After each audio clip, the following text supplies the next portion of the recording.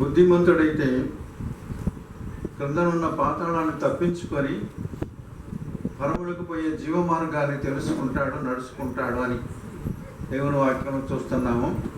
కాబట్టి మనం మన సమయాన్ని గమనించుకొని దేవుని వాక్యాన్ని వినటానికి మనం సమయాన్ని సద్వినియోగం చేసుకుందాం. ప్రార్థన చేసుకుందాం. ప్రేమగల తండ్రి, మమ్మల్ని ప్రేమించి మా జీవితాలను మేము భద్రం చేసుకున్నట్లు మమ్మల్ని మేల్కొల్పటానికి కోసమై ఇటువంటి సమావేశాలను మీరు జరిగిస్తూ ఉన్నందుకు వందనాలు తండ్రి. మేము నిద్రమత్తులము కాకూడనట్లుగా మీరు పగటి వారును వెలుగు సంబంధులై ఉన్నారు కనుక ఇతరుల వల్ల నిద్రపోక మెలకు కలిగి ప్రార్థన చేస్తూ ఉండండి. మీ వాక్యం మాకు బోధిస్తుంది కనుక లోకమునకు రాబో సంగతులను నీ వాక్యం ద్వారా తెలుసుకొని మేము మరి జాగ్రత్త పడినట్లుగా సహాయం చేయండి. ఈ పగటి సమయంలో అనేక విషయములను మాకు బోధించారు.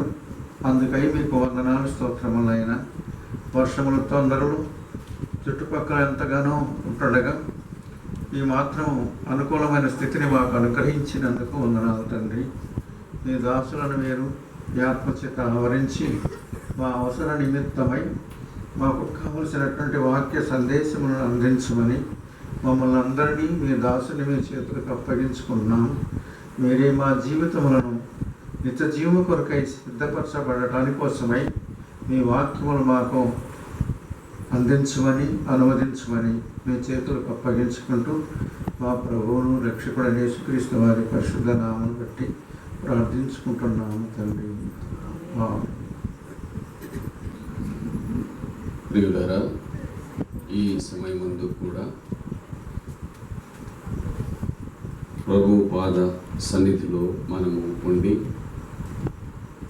ఆయన స్వరము వినటానికి ఆయన మనకు అనుగ్రహించిన ఈ మంచి అవకాశాన్ని బట్టి ప్రభువుకే కృతజ్ఞతాస్తుతులు చెల్లిస్తూ ఉన్నాము.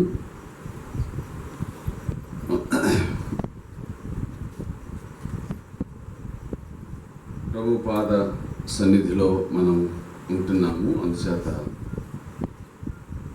కొంచెము శ్రద్ధ కలిగిన వారమై, ఓపిక కలిగిన వారమై కూడా ఉండాలి అనే సంగతిని మర్చిపోకూడదు. ప్రార్థనలో ఉన్న ప్రధాన ఇబ్బంది ఏమిటి అంటే మనసు పెట్టకపోవడం.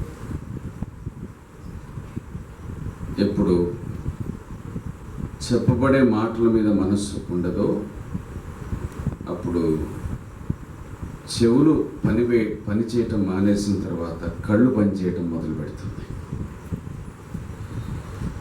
ఉదయకాలమున ఎదురుగ్గా ఉండి నిద్రపోతున్నారు పొద్దున. అంచేత ప్రభు పాద సన్నిధికి వచ్చేటప్పుడు ఒక చిన్న ప్రార్థన కూడా చేసుకోవాలి. వెలుచున్న కార్యాన్ని సఫలం చేయమని ఎలియాజరు ప్రార్థన చేసినట్లు, ప్రభువా మీ పాద సన్నిధికి వెళ్తున్నాము, మీ మాటలు విని కృప దయచేయమని చెప్పి అడగవలసి ఉంటుంది. ఉదయకాలమున యాకోబు పత్రికను గూర్చిన సంగతి మనము విన్నాము. యాకోబును గూర్చిన సంగతులను విన్నాము. అలాగే మొదటి అధ్యాయము, యాకోబు పత్రిక మొదటి అధ్యాయము 18 వచనాల వరకు ఆ సంగతులను జ్ఞాపకము చేసుకున్నాం.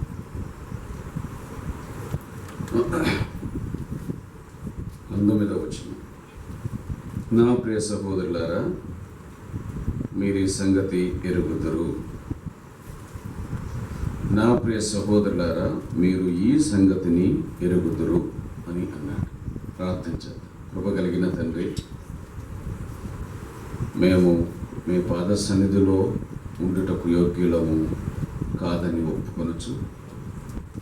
మీరు మాకు దయచేసిన కృపను జ్ఞాపకం చేసుకొని సంతోషిస్తూ ఉన్నాం. మేము మీ పాద సన్నిధిలో ఎలాగున ఉన్నాము అంటే అందుకు గల ఉద్దేశమును మేము మరచిపోక శ్రద్ధ కలిగిన వారమై మీరు మాతో మాట్లాడే సంగతులను జ్ఞాపకము చేసుకొని మా మనస్సులో దాచుకొనుటకు కావలసిన కృపనిమ్మని ప్రార్థన. వెలుచున్న వారిని నిలుచున్న నన్ను దర్శించి మహిమను పొందుమని, కేవలం మీ ఆత్మ సంచారమే తప్ప తక్కినవి మరి ఏవి లేకుండా సహాయం చేయమని అడుగుచు మా ప్రభు అయిన క్రీస్తు పేరట వేడుకొనుచున్నాము తండ్రి, ఆమేన్. నా ప్రియ సహోదరులారా, ఈ సంగతి మీకు తెలుసు అంటూ 19వ వచనము నుండి ఆయన ప్రారంభం చేశాడు. 16వ వచనం నందు నా ప్రియ సహోదరులారా మోసపోకండి అని హెచ్చరించాడు. 19వ వచనములో సంగతులు మీకు తెలిసినవే అని గుర్తు చేస్తూ ఉన్నాడు. ఏమిటి సంగతి అంటే, మనకందరికీ ఈ వచనము పరిచయమైనట్లు వినుటకు వేగిరపడుట, మాట్లాడుటకు నిదానించుట. కాబట్టి కొందరు అనుభవజ్ఞులు చెప్పిన మాట ఏమిటంటే, 2 చెవులు 1 నోరు ఉండడానికి గల కారణం ఏమిటంటే, అవి 2 చెవులు కాబట్టి వాటి పని ఎక్కువగా ఉండాలి, నోరు ఒక్కటే కాబట్టి వాటి పని తక్కువగా ఉండాలి అని. అనగా వినటానికి వేగిరపడటం, మాట్లాడడానికి నిదానించటం అని అన్నాడు. అది ఎందుకు అని అనగా 20వ వచనంలో ఒకదానికి ఒక వచనము కనెక్ట్ అయినట్లుగా, ఎందుకంటే నరుని కోపము దేవుని నీతిని నెరవేర్చదు అని ఒక గొప్ప మాట రాశారు. మీరు వినటం ఎక్కువగా చేయాలి, మాట్లాడడం తక్కువగా చేయాలి, లేక తక్కువగా మాట్లాడాలి అన్నాడు. ఎందుకు అంటే ఆ విషయాన్ని దేవునితో కనెక్ట్ చేశాడు. మీ మాటలు ఎక్కువైనంత మాత్రం చేత దేవుడు మీ ఉద్దేశాలను నెరవేర్చడు. మీ కోపం ఎక్కువైనంత మాత్రం చేత దేవుడు మీ ఉద్దేశాన్ని నెరవేర్చడు. ఆయన తన నీతిని మరణను బట్టి గాక తనను బట్టి మాత్రమే జరిగిస్తాడు. దేవుడు తన నీతిని మరణను బట్టి గాక తనను బట్టి మాత్రమే జరిగిస్తాడు. కొన్నిసార్లు ఇలాగున ప్రార్థన చేయటం వింటూ ఉంటాం. ప్రభువా, నీ కార్యమును జరిగించు నాయన, ఇప్పుడే జరిగించు, ఇప్పుడే జరిగించు, ఇప్పుడు జరిగితేనే ప్రజలు నీ నామ మహిమను చూడగలుగుతారు, నీ నామాన్ని ఘనపరచగలుగుతారు అని మనము దేవుణ్ణి అడగటానికి బదులుగా ఆయనకే సలహా చెప్పటం ప్రార్థనలో వింటూ ఉంటాం. కానీ కాలములను సమయములను తన స్వాధీనమందు ఉంచుకున్నవాడు, మనం అనుకుంటామే ఆయన నామానికి అవమానం కలుగుతుందని, దానికంటే రెట్టింపు ఘనతను ఎలాగూ తెచ్చుకోవాలో ఆయన బాగా ఎరిగినవాడు. కాబట్టి మనము కోపంతోనో అసహనముతోనో మాట్లాడడం అనేటువంటిది మానుకోవాలి. 2 చెవులతో వినటం ఎక్కువగా చేయాలి. ఆయన ఏం మాట్లాడుతున్నాడో ఆ సంగతులను ఎక్కువగా వినాలి, అనగా గ్రహించాలి. మాట్లాడటం తక్కువగా ఉండాలి. మనం ఎక్కువగా మాట్లాడినా కూడా అది ప్రయోజనాన్ని కలిగించదు, దేవుని చిత్తమును నెరవేర్చదు. కాబట్టి జాగ్రత్త అని అంటూ ఉన్నాడు. ఈ సంగతులను మీరు ఎరుగుదురు కదా, కనుక జాగ్రత్త పడండి. అందుచేత మొదటి మాట, ఈ సంగతి మీకు తెలుసని ఏంటో ఆ సంగతి చెప్పాడు. రెండవది, ఎందుకు ఆ సంగతి అని 20వ వచనంలో అన్నాడు. అందుచేతని ఆ పై వచనానికి కలుపుతున్నాడు. సమస్త కల్మషమును విర్రవీగుచున్న దుష్టత్వమును మాని. ఎవరితో ఈ మాటలు చెప్తున్నాడు? ప్రియమైన సహోదరులతో చెప్తున్నాడు. అవునా? ఈ మాటలు ప్రియమైన సహోదరులతో చెప్తూ ఉన్నాడు. సహోదరులారా, మీరు సమస్త కల్మషమును విర్రవీగుచున్న దుష్టత్వమును, ఎంత విశ్వాసం ఉంచినప్పటికీ కూడా కల్మషం ఉండక మానదని, దుష్టత్వం ఉండక మానదని దేవుని వాక్యం గుర్తు చేస్తుంది. వాటన్నిటిని కూడా సరిచేసుకుంటూ సాగనంపుతూ బ్రతకవలసిన బాధ్యత ఉందనే విషయం దేవుని గ్రంథం గుర్తు చేస్తూ ఉంది. వాటన్నిటినీ మానండి, విర్రవీగుచున్న దుష్టత్వం అంటే లోపల ఉన్న దుష్టత్వం వేరు, అది కనిపించింది. విర్రవీగుచున్న దుష్టత్వం అనగా లోపల నుంచి బయటపడి ఈ నోటి మాట ద్వారా మాట్లాడటకు నిదానించవలనని ఉంది.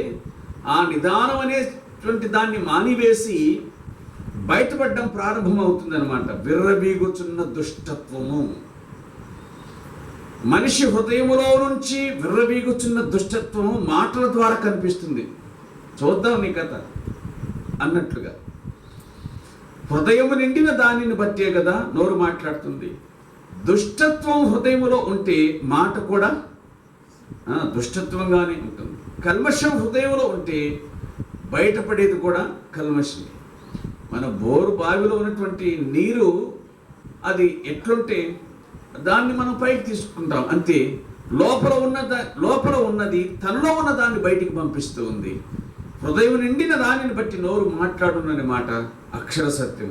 కాబట్టి మీరు మీ నోటి మాటలను మానివేయండి, మాటల దుష్టత్వాన్ని మానివేయండి, మాటల కల్మషాన్ని మానివేయండి అంటూ మానవలసిన వాటిని చెప్పాడు, అంగీకరించవలసిన దాన్ని చెప్పాడు.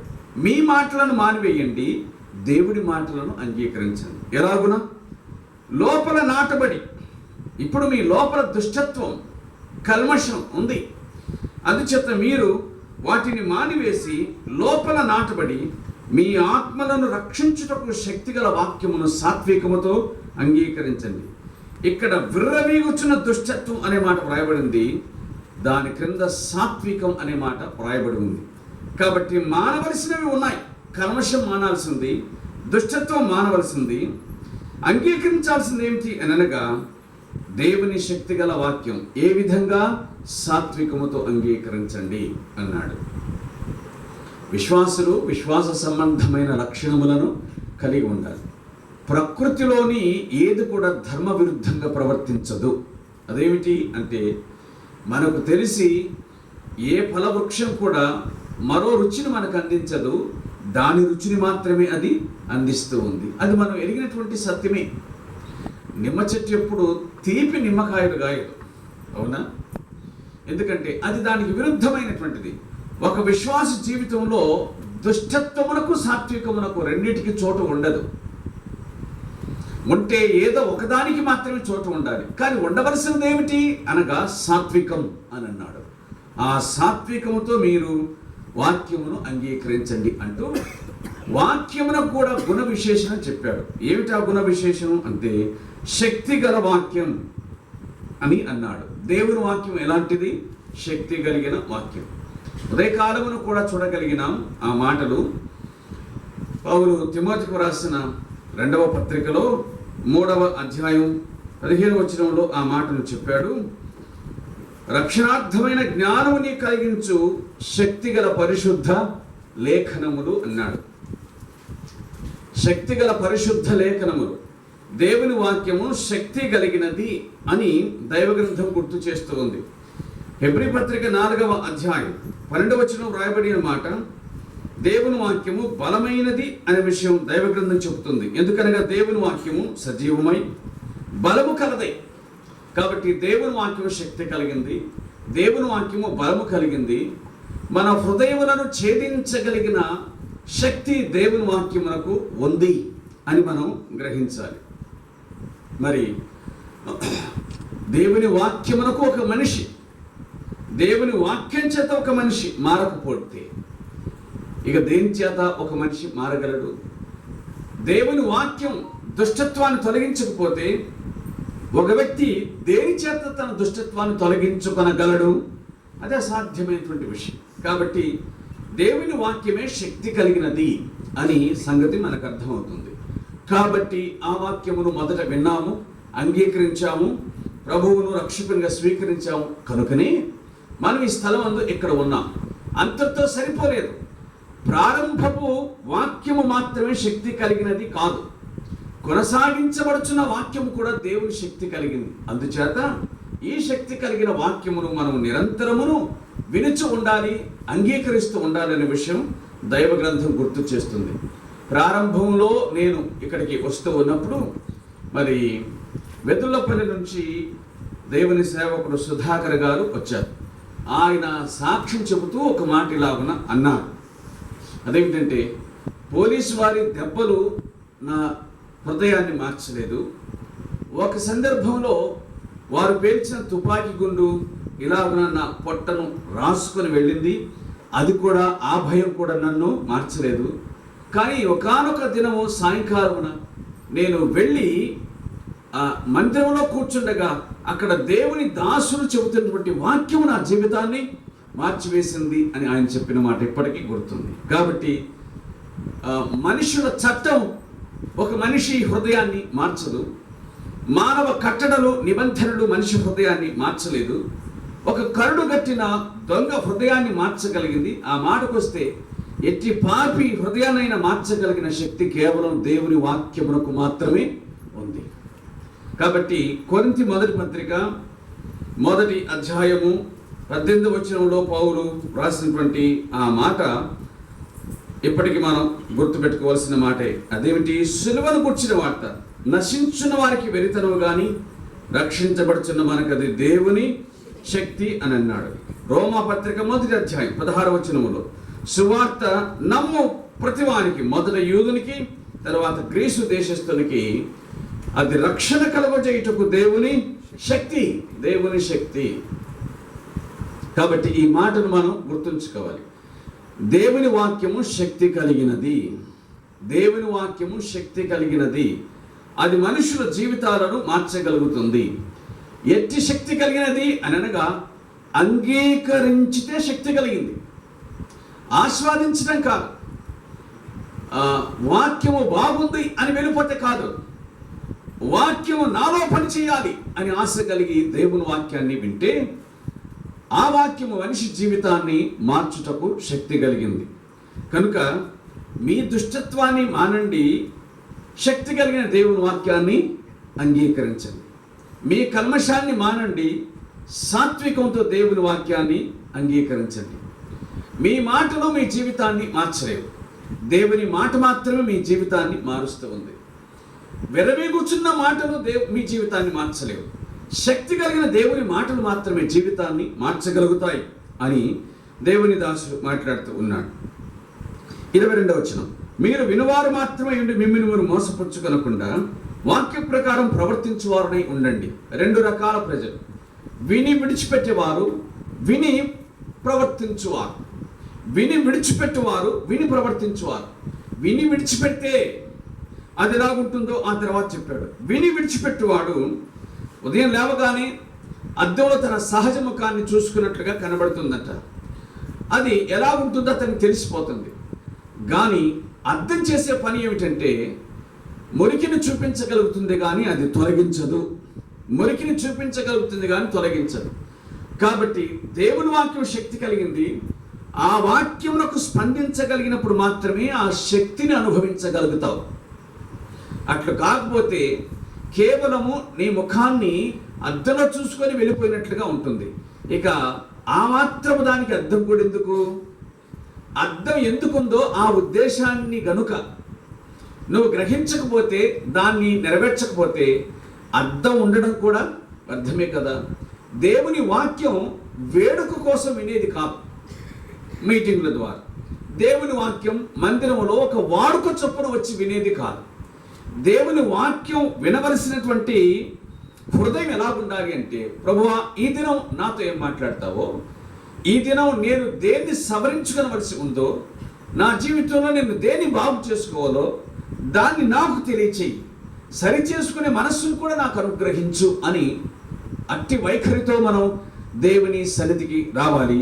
దేవుని వాక్యమును వినాలి, దేవుని వాక్యమును అంగీకరించాలి, దాని ప్రకారంగా ప్రవర్తించాలి. అట్లు ప్రవర్తించకపోతే వాక్యం చెబుతుంది, మిమ్మల్ని మీరు మోసపుచ్చుకుని వారు. ఎంత విచిత్రమైన మాట ఇది! అంటే దేవుని వాక్యాన్ని విని ఆ వాక్యం మన దగ్గరికి వచ్చిన తర్వాత దాన్ని మనం అంగీకరించకపోతే, అనుసరించకపోతే దేవుని వాక్యము మనలను ఏమని సంబోధిస్తుంది? మోసగాళ్ళం, అంతే. కాకపోతే మనం ఎవరిని మోసపుచ్చడం లేదు, కానీ మనల్ని మనమే మోసపుచ్చుకొనుచున్న స్వీయ మోసగాళ్ళం అని అర్థమవుతుంది. యాకోబుని గురించి మాట్లాడుతూ తండ్రిని మోసగించాడు, నన్ను మోసగించాడని అంటాం, కానీ మనల్ని మనం మోసగించుకోవటం కూడా అది మోసగించుకోవటమే. దేవుని వాక్యాన్ని విని దాని ప్రకారంగా నడవకపోతే అది కూడా మోసమే అని దేవుని వాక్యం చెప్తుంది. ఈ మోసం ఇతరులకు హాని కలిగించదు, కానీ నిశ్చయంగా నీకు హాని కలిగించేటువంటి మోసం. కాబట్టి అసలు దేవుని పిల్లలు మోసపోవడం ఏమిటి? విచిత్రం కాకపోతే ఇదే మోసం. వాక్యమును విని దాని చొప్పున జీవించకపోతే మోసం. మోసం అనే సంగతిని గుర్తుంచుకోవాలి. విస్తారమైన వాక్యం, గత తరం కంటే మించి విస్తారమైన వాక్యం మనకు అందించబడుతుంది. ఈ తరములో ఉన్న వారికి ఇంకా విస్తారమైన వాక్యం దొరికింది. ఇంతకుముందు ఎక్కడైనా సభలకు వెళితే వాక్యం దొరికేది, ఇప్పుడు సభలన్నీ మన చేతుల్లోనికి వస్తూ ఉన్నాయి. అంత విస్తారంగా వాక్యం మనకు దొరుకుతుంది. కానీ వాక్యం విస్తారమైంది, కానీ ప్రవర్తన మాత్రం విస్తారము కాలేదు. ఎందుకు కాలేదు అంటే మోసపుచ్చుకోవటంలో మనం మొదటి స్థానంలో ఉన్నట్లుగా కనబడుతూ ఉంది. మోసపుచ్చుకోవటంలో మొదటి స్థానంలో ఉన్నట్లుగా కనబడుతుంది. ఇది నాకు కాదులేని, లేకపోతే బాగుంది అని విడిచిపెట్టడం మినహాయించి దాన్ని అనుసరించడం లేదు అనే సంగతి వ్యక్తిగతంగా మనమందరం ఎరిగిన వారమే. కాబట్టి దేవుని వాక్యాన్ని విని దాని ప్రకారంగా నడుచుకోండి అని అంటూ వ్యక్తిగత జీవితంలో ప్రవర్తనను గురించి యాకోబు మాట్లాడుతూ ఉన్నాడు. 25వ వచనానికి వద్దాం. స్వాతంత్రమునిచ్చు సంపూర్ణమైన నియమములో తేరి చూచి నిలకడగా ఉండు వాడెవడో వాడు విని మరచువాడు కాక క్రియలు చేయువాడై ఉండి తన క్రియలో ధన్యుడగును అనే మాట ఉంది. ధన్యుడు అనే మాట ఇక్కడ రెండవసారి కనిపిస్తుంది. మొదటిసారి కనిపించిన సందర్భం ఏంటి? మొదటిసారి మొదటి అధ్యాయం 12వ వచనంలో శోధనను సహించువాడు ధన్యుడు, శోధనను సహించువాడు ధన్యుడు అనే మాట వ్రాయబడింది. ఇప్పుడు క్రియ చేయువాడు ధన్యుడు, క్రియలను జరిగించువాడు ధన్యుడు అని. చూడండి, స్వాతంత్ర్యమునిచ్చు సంపూర్ణమైన నియమము అని వ్రాయబడింది. స్వాతంత్ర్యమునిచ్చు సంపూర్ణమైన నియమములో తేరి చూచి నిలకడగా ఉండువాడెవడు. ఏమండి, ధర్మశాస్త్రం ఇది ముట్టవద్దు, ఇది చూడవద్దు, ఇది రుచి చూడవద్దు అని చెప్తుంది. ధర్మశాస్త్రం ఆజ్ఞలకు సంబంధించినటువంటిది. ధర్మశాస్త్రం మనలను నియంత్రించేటువంటిది. ఎట్టి విషయాల్లో నియంత్రిస్తూ ఉంది అంటే భక్తి విషయంలో ధర్మశాస్త్రం మనకు బాట వేసి నడిపిస్తూ ఉంది. కానీ ఇప్పుడు మనము స్వాతంత్ర్యంలోకి వచ్చాం. గలతీ పత్రిక 5వ అధ్యాయం చెప్పే మాట కూడా అదే. ఆత్మనిచ్చే స్వాతంత్ర్యం ఇదేమిటి అనగా, ఉదాహరణకు ఒక చిన్న మాట చెప్తాను.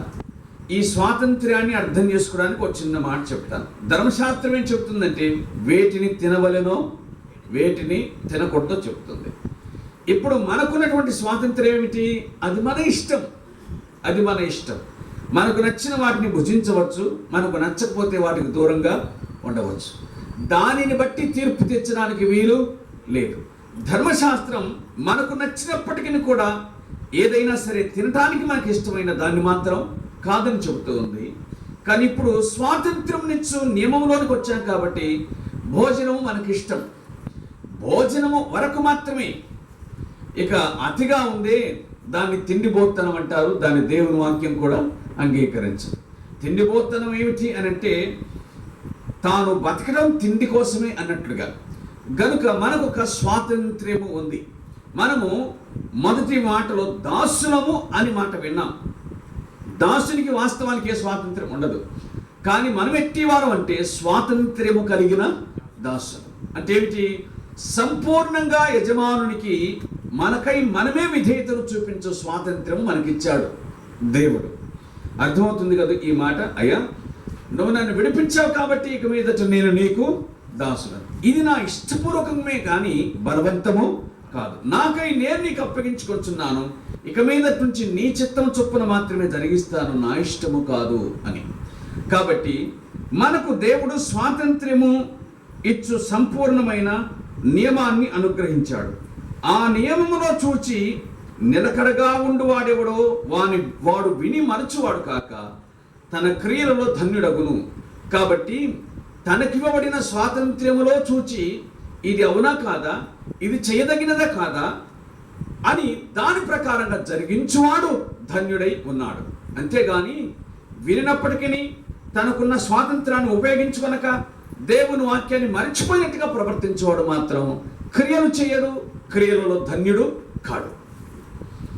ఈ మాటలు మీకు అర్థమగును గాక. కనుక ప్రియులారా, మనము క్రియలను చేయవలసిన వారమై ఉన్నాము.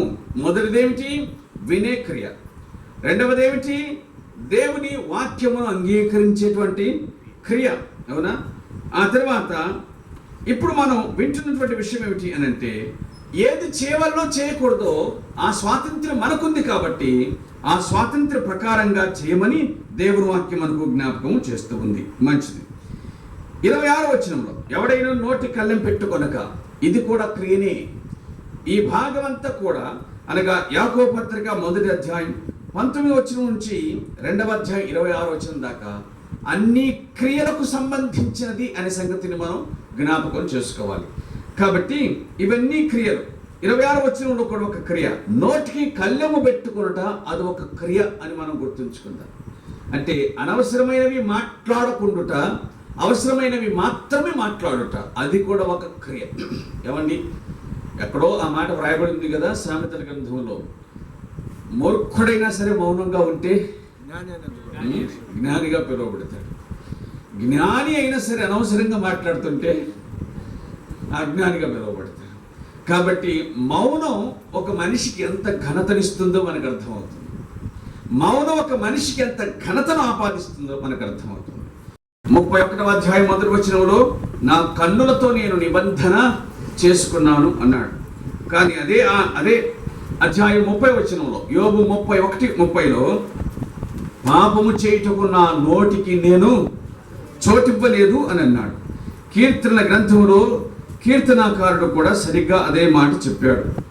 ఆ మాట ఏమిటి అంటే, భక్తిహీనులు నా ఎదుట ఉన్నప్పుడు నేను నా నోటికి చిక్కం పెట్టుకుంటాను అని అన్నాడు. కీర్తనల గ్రంథము 39వ కీర్తన మరి 1వ వచనంలో, నా నాలుకతో పాపము చేయకుండానట్లు నా మార్గములను జాగ్రత్తగా చూసుకుందును, భక్తిహీనులు నా ఎదుట ఉన్నప్పుడు నా నోటికి చిక్కము.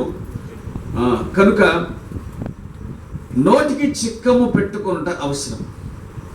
మన మాటలకు మితం, మన మాటలకు హద్దు ఉండుట అది అవసరం. అసలు ఒక మాట తెలుసు కదా, ఇలా ఊహించుకుంటే మనిషికి మాట్లాడడానికి నోరు లేకుండా ఉంటే అసలు సమస్యలే. మనిషికి తినడానికి ఉండాలి నోరు, కానీ మాట్లాడడానికి నోరు ఉండకుండా ఉండింటే అసలు సమస్యలే ఉండేటివి కాదు, మీటింగ్లు కూడా ఉండేటివి కాదు. కానీ సమస్య ఉందని చెప్పి అవసరమైన దాన్ని మనం తొలగించలేం కదా. దేవుడు మనకు నోటినిచ్చాడు సద్వినియోగం చేసుకోవటానికి, దుర్వినియోగం చేసుకోవటానికి కూడా కాదు. కాబట్టి నోటికి కళ్ళెము పెట్టుకొనక హృదయమును మోసపరచుకొనొచ్చు. రెండవసారి స్వీయ మోసం, రెండవసారి తనను తాను మోసపరచుకొనుట అని మాట కనబడుతుంది. ఏమిటి? వినిన దానిని మరచిపోతే మోసపుచ్చుకోవటం. తన నోటిని పారవేసుకుంటే ఒక విశ్వాసి మోసపుచ్చుకోవటం, తన హృదయాన్ని మోసపుచ్చుకోవటం. ఎవడైనను తన నోటి కళ్ళెం పట్టుకొనక తన హృదయమును మోసపరచుకొనొచ్చు. భక్తి గలవాడను అని అనుకుంటే అతని భక్తి వ్యర్థమే. యాకోబు ప్రాక్టికల్ మ్యాన్, అంటే ఆచరణీయమైనటువంటి వ్యక్తి, అనుసరించేటువంటి వ్యక్తి. కేవలం చెప్పువాడు కాదు, వినువాడు కాదు, ఆయన అనుసరించువాడు. కాబట్టి తన పత్రిక అంతా కూడా అనుసరణీయమైన సంగతులను వ్రాశాడు. ప్రాక్టికల్ మ్యాటర్స్, అనుసరించదగినటువంటి సంగతులను యాకోబు ఎక్కువ విషయాలను రాశాడు. ఒక మాట చెప్పాల్సి వస్తే ఆయన రాసినవన్నీ అవే అని చెప్పాలి. మనము నడుచుకోవలసిన జీవన విధానమును గూర్చి, మనం ప్రవర్తించవలసిన పద్ధతిని, క్రమమును గూర్చి ఆయన రాశాడు. నోటికి కళ్ళెం పెట్టుకుంటే మంచిది, లేకపోతే ఒకడు తన హృదయాన్ని మోసపరుచుకుంటాడు, వాని భక్తి వ్యర్థమే అన్నాడు. అర్థమైంది కదా ఈ మాట? ఇది భక్తి పరులకి ఆయన రాసినటువంటి మాట. చెదిరిపోయిన 12 సొంత గోత్రికులకు ఆయన రాసినటువంటి మాటలు ఇవి. భక్తి పరుడని చెప్పుకున్న ప్రతి వ్యక్తి కూడా తన నోటిని జాగ్రత్తగా ఉంచుకోవాలి. ఎందుకంటే హృదయం నిండిన దానిని బట్టి నోరు మాట్లాడుతుందనే మాట ప్రకారంగా ఒక వ్యక్తి తన హృదయాన్ని కంట్రోల్ చేసుకోలేకపోతే తన నోటిని కూడా కంట్రోల్ చేసుకోలేడు. దానిని బట్టి అతడు మోసపుచ్చుకున్నవాడు అవుతాడు అని వ్రాయబడి ఉంది. 27వ వచనం అండి, చాలా శ్రేష్టమైన మాట. ఏమిటంటే, తండ్రి అయిన దేవుని ఎదుట పవిత్రమును నిష్కలంకమునైన భక్తి అని రాశాడు. వ్యర్థమే, భక్తి వ్యర్థమే అని రాశాడు. వ్యర్థ భక్తి ఏమిటి అంటే, నోటిని అదుపు చేసుకోకుండా నేను కూడా భక్తిపరుడను అని అనుకుంటే అది వ్యర్థం. 27వ వచనంలో తండ్రి అయిన దేవుని ఎదుట పవిత్రమును నిష్కలంకమునైన భక్తి అని రాశాడు. నిష్కలంకమైన భక్తి, పవిత్రమైన భక్తి ఏది అని అనగా రాశాడు. చూడండి, దిక్కులేని పిల్లలను విధవరాండ్రను వారి ఇబ్బందిలో పరామర్శించుట. దిక్కులేని పిల్లలను విధవరాండ్రను వారి ఇబ్బందిలో పరామర్శించుట. అంతవరకే గనక ఉంటే ఎట్లుండేది? తండ్రి అయిన దేవుని ఎదుట పవిత్రమును నిష్కలంకమునైన భక్తి ఏదనగా అని, దిక్కులేని పిల్లలను విధవరాండ్రను వారి ఇబ్బందిలో పరామర్శించుట అని ఉంటే చాలామంది ఇది బాగా ఇష్టపడేవాళ్ళు. కానీ దాని కింద ఉంది, అదే పెద్ద ఆటంకాన్ని కలగజేస్తుంది జనాలకి. ఏమిటది? ఇహలోక మాలిన్యం తనకంటుకొనకుండా తన్ను తాను కాపాడు. ఇది కష్టమైందండి. పైది చాలా సులభమైంది. పై మాట వరకే ఉంటే ఈ సంస్థలు ఉన్నాయే, కొన్ని సంస్థలు, సహాయం చేసే సంస్థలు, మాకంటే మించిన భక్తి కలిగిన వారెవరు అని ఉండేవాడు. కానీ అది మాత్రమే కాదు, ఇది చాలా ముఖ్యమైనది. అందులో ఏముంది అనగా, ఇహలోక మాలిన్యం తనకంటుకొనకుండా తన్ను తాను కాపాడుకుంటారు. ప్రియులరా, ఒక వ్యక్తి తనకున్నదంతా కూడా ఖర్చు పెట్టి ప్రజలకు మేలు చేయవచ్చునేమో, కానీ లోక మాలిన్యం అంటుకొనకుండా బ్రతకడం మాత్రం చాలా కష్టమైనటువంటి విషయం. దేవుని పిల్లలకి అది సాధ్యం కాకపోతే అన్ని జనుల సంగతి ఏమిటి? యాకోబు ఆచరణీయమైన భక్తిని గూర్చి మాట్లాడుతూ ఉన్నాడు. ప్రాక్టికల్ రిలీజియన్, అనుసరించదగినటువంటి భక్తిని ఆయన మాట్లాడుతూ ఉన్నాడు. కాబట్టి సహాయము చేయడము ముఖ్యమే, కానీ దానికంటే ఇహలోక మాలిన్యం అంటుకొనకుండా జీవించడం ఇంకా ముఖ్యమైన విషయం అని అన్నాడు. సహాయం చేయడం ముఖ్యం, ఇహలోక మాలిన్యం అంటుకొనకుండా బ్రతకడం అది ఇంకా ముఖ్యమైన సంగతి అని అంటున్నాడు. దిక్కులేని విధవరాండ్రను వారి ఇబ్బందులు పరామర్శించుట మాత్రమే కాక, ఇహలోక మాలిన్యం తనకంటుకొనకుండా తన్ను తాను కాపాడుకోవట. వినండి, ఇహలోక మాలిన్యం మనకంటుకొనకుండా కాపాడుకోవటం ఎవరి బాధ్యత? మన బాధ్యతయే. ఇంకంతే, మన బాధ్యతయే. ఇది యాకోబు పత్రిక. తిమోతి 2వ పత్రిక 2వ అధ్యాయం. తిమోతి 2వ పత్రిక 2వ అధ్యాయం 20 నుంచి చదువుదాం. గొప్ప ఇంటిలో వెండి పాత్రలు, బంగారు పాత్రలు, కర్ర పాత్రలు, మట్టి పాత్రలు ఇవన్నీ ఉంటాయి. గొప్ప ఇంటిలో వెండి పాత్రలు, బంగారు పాత్రలు మాత్రమే కాక కర్రవి, మట్టివి కూడా ఉండదు. వాటిలో కొన్ని ఘనహీనతకు, మరికొన్ని ఘనతకు ఉపయోగించబడతాయి. 21వ వచనం, ఎవడైనా వీటిలో, చూడాలి ఆ మాట, ఎవడైనా వీటిలో చేరక ఏంటి? చేరాల్సిందే కదా. ఓ ఇంటిలో మనం పాత్రలుగా ఉండాలి అంటే వెండిగానైనా ఉండొచ్చు, బంగారు పాత్రగానే ఉండొచ్చు. ఆ కాలం కాబట్టి కర్రవి, మట్టివి మాత్రమే. కాబట్టి మనం ఉండవచ్చు. మనం ఇంట్లో ఉండాలంటే ఏదో పాత్రగా ఉండాలి కదా.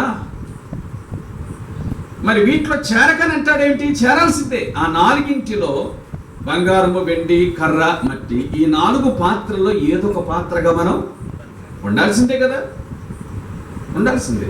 కానీ వీటిలో చేరకని అన్నాడేంటి అంటే, వాటిలో చేరడానికి నీకు అనుమతిస్తే ఏ పాత్రగా ఉండడానికి ఇష్టపడతావు? ఎవరైనా కానీ బంగారు పాత్రగా ఉండడానికి ఇష్టపడతారు, వెండి పాత్రగా ఉండడానికి ఇష్టపడతారు. పోనీ సౌకర్యం దొరకలేకపోతే కర్ర పాత్రగానే ఉండడానికి ఇష్టపడతారు. ఆఖరణ పోనిలే అని సర్దుకొని మట్టి పాత్రగానైనా ఉండడానికి ఇష్టపడతారు. కానీ చేరాల్సింది నువ్వు కాదు, చేర్చాల్సింది ఆయన. చేరాల్సింది నువ్వు కాదు, నిన్ను చేర్చాల్సింది ఆయన. కానీ నువ్వు ఉండవలసింది ఏ విధంగా? బంగారు పాత్రగన, మట్టి పాత్రగన, కర్ర, వెండి పాత్రగన కాదు. తర్వాత చూడండి, ఎవడైనా వీటిలో చేరక తన్ను తాను అంటే తనను తాను పవిత్రపరచుకునే ఎడల, పవిత్రపరచుకునే బాధ్యత ఎవరిది? తనది. తనను తాను పవిత్రపరచుకునే ఎడల తనను తాను పవిత్రపరచుకోవాల్సిందే. నీదే బాధ్యత అని దేవుని వాక్యం చెబుతుంది. నీ పవిత్రతకు పూచి నీదే, నీ పవిత్రతకు బాధ్యత నీదే. నిన్ను నీవు పవిత్రపరచుకున్న ఎడలా ఇప్పుడు యజమానుడు వాడుకొనుటకు అర్హమై. కాబట్టి వెండి, బంగారు, కర్ర, మట్టి పాత్రగా కాదు ఉండాల్సింది. ఏ పాత్రగా ఉండాలట? ఏ పాత్రగా ఉండాలంటే పవిత్రమైన పాత్రగా ఉండాలి. అప్పుడు యజమానుడు నిన్ను ఏ జాబితాలో చేర్చాలో ఆ జాబితాలో చేరుస్తాడు. ఎక్కడ చేర్చాలో అక్కడ చేరుస్తాడు.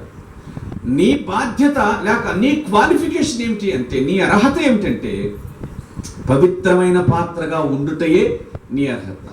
ఎప్పుడైతే పవిత్రమైన పాత్రగా ఉంటావో అప్పుడు తప్పనిసరిగా యజమానుడు వాడుకుంటాడు. అంతేగాని నేను ఫలానా వ్యక్తిలాగా ఉండాలి అంటే నీ ఆశ బాగానే ఉంది, కానీ మరి నీ పవిత్రత సంగతి ఏమిటి? నీ ఆశను మాత్రమే కాదు దేవుడు చూసేది, నీ పవిత్రతను కూడా చూస్తాడు. దేవుడు వాడుకునేది పవిత్రమైన పాత్రలే. ఓ పాట బాగా ప్రాచుర్యంలో ఉంది. వాడిపోక ముందే నన్ను వాడుకో, పొద్దు వాడిపోక ముందే నన్ను వాడుకోని. వాడుకో యేసయ్యా, వాడుకో యేసయ్యా. వినండి, మనం పాట పాడినా నన్ను వాడుకోయ్యా అని, మనం ప్రార్థన చేసినా ప్రభువా నన్ను వాడుకో అని.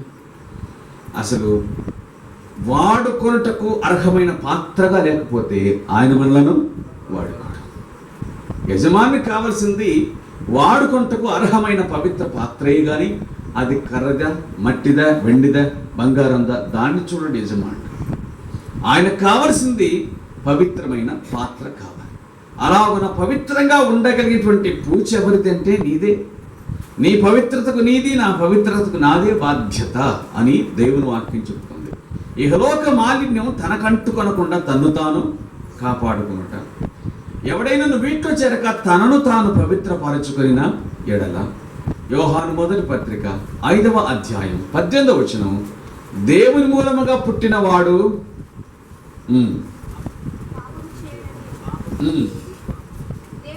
దేవుని మూలముగా పుట్టినవాడు, అది సంగతి.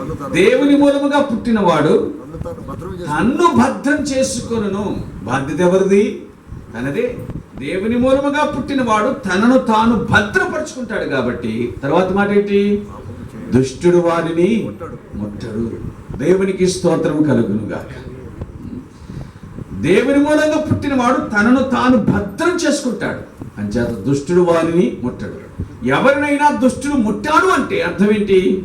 అతడు తనను తాను భద్రం చేసుకోలేదు కాబట్టి. అంతే. తలుపేసి వెళ్లకుండా వెళ్ళిపోతే, మర్చిపోయిపోతే, ఇంట్లోకి ఎవరైనా వెళ్తే బాధ్యత ఎవరిది? అంతే అంతే. కనుక ఇక్కడ ఒక గొప్ప సంగతిని యాకోబు రాశాడు. అదేమిటంటే మన పవిత్రత యొక్క బాధ్యత మనది. ఆయన మనల్ని పవిత్రపరుస్తాడు, పాప నుంచి విమోచిస్తాడు.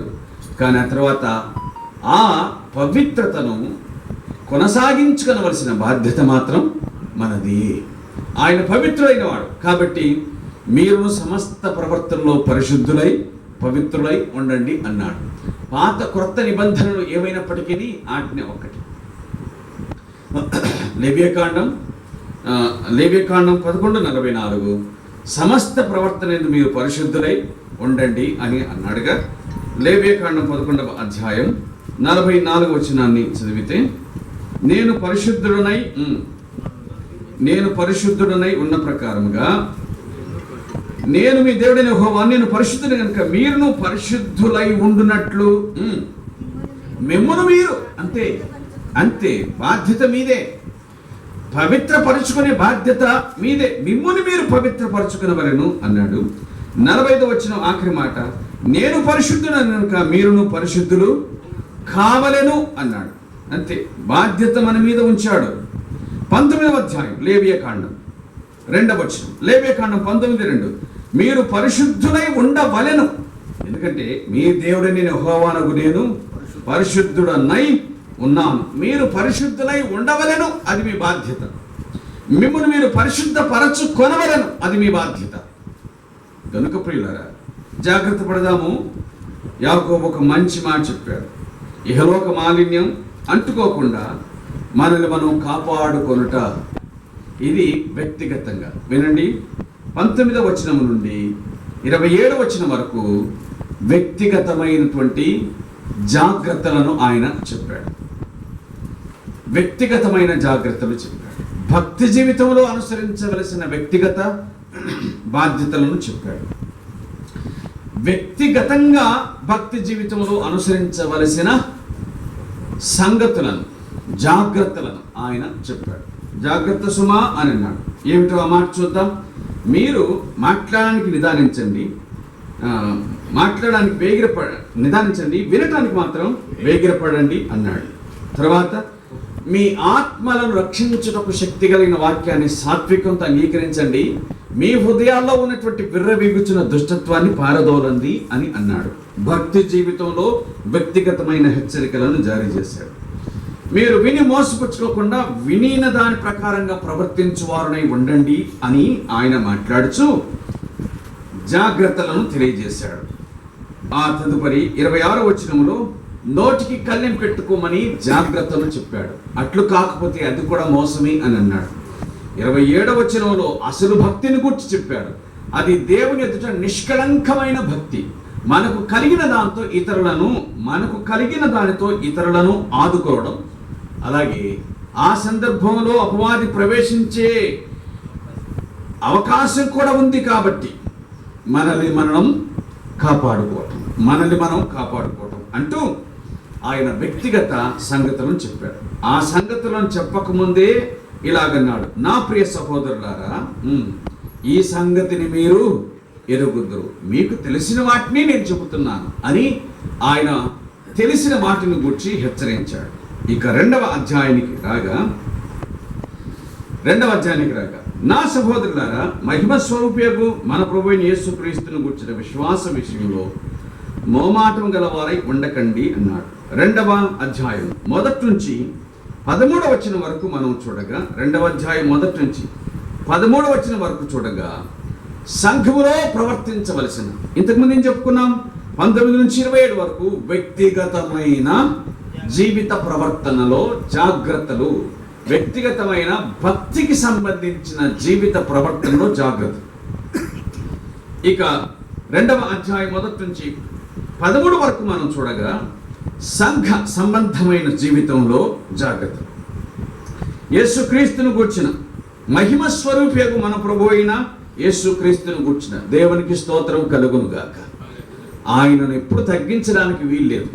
మహిమ స్వరూపి అయిన మన ప్రభువు అయిన యేసుక్రీస్తు, దేవుని స్వరూపి అయిన మన ప్రభువు అయిన యేసుక్రీస్తు కొలసీలకు రాస్తూ పౌలు చెప్పాడు.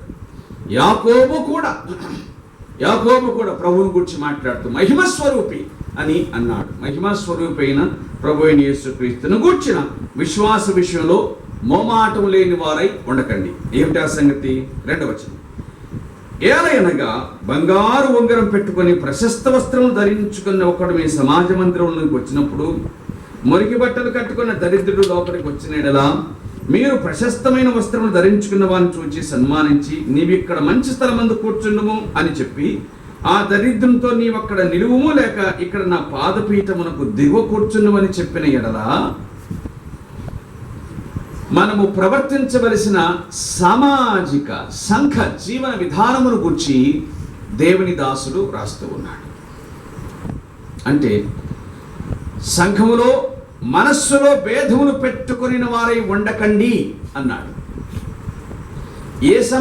ఏ విధమైన భేదములు అనగా శరీర సంబంధమైన భేదాలు మీరు పెట్టుకోకండి. ఒక వ్యక్తి యొక్క స్థితిగతులను బట్టి, ఆ వ్యక్తి యొక్క భౌతిక స్థితిని బట్టి సన్మానించకండి.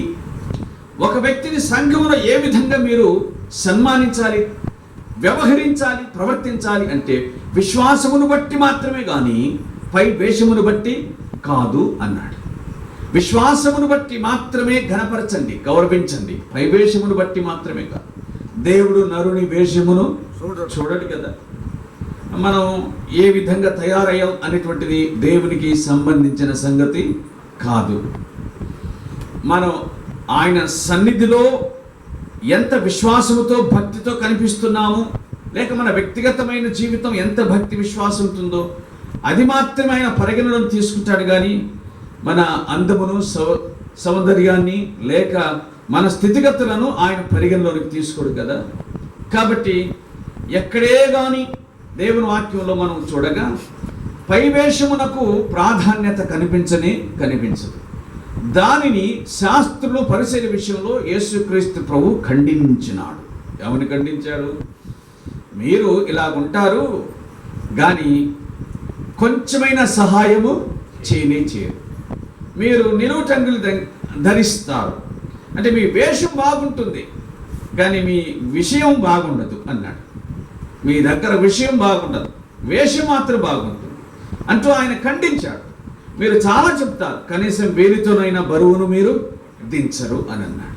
కాబట్టి ఆయన ఎప్పుడు కూడా వేషమును చూడరు అనే సంగతి మనకు తెలుసు. ఒక చిన్న ఉదాహరణ దేవుని వాక్యం నుంచి. దావీదును చూస్తే ఏమాత్రం అతడు ఇశ్రాయేలీయులకు రక్షకుడిగా కనిపించడు. దావీదును చూస్తే పోరాట యోధునిగా కనిపించడు. అతడు గొర్రెల కాపరిగా మాత్రమే ఫిక్స్ అయినటువంటి వాడు. అతని అన్నలు అతన్ని గొర్రెల కాపరిగా మాత్రమే చూశారు, అంతే. ఇక గొర్రెల కాపరి ఎట్లుంటాడో మనకు తెలుసు. సైన్యంలో ఉన్నారు, సౌలు దగ్గర అతని 3 అన్నలు ఉన్నారు సైన్యంలో. కానీ వారి యొక్క వస్త్రధారణ ఎట్లుంటుందో మనకు బాగా తెలుసు. సైన్యంలో నుండి తన అన్నలు ఇంటికి వస్తే వారిని చూచి ఒకవేళ నేను కూడా ఎప్పుడు ఇలా ఉండాలి అనే ఆ శోధన కలిగేటువంటి వస్త్రధారణ వారికి ఉండవచ్చు. కానీ ఒరిజినల్గా దావీదు అక్కడ ప్రవేశించినప్పటికీ, ఆ ఫిలిస్తీన్ని చంపడానికి వెళుతూ ఉన్నప్పటికీ ఆ వస్త్రములను ధరించడానికి తాను ఇష్టపడలేదు.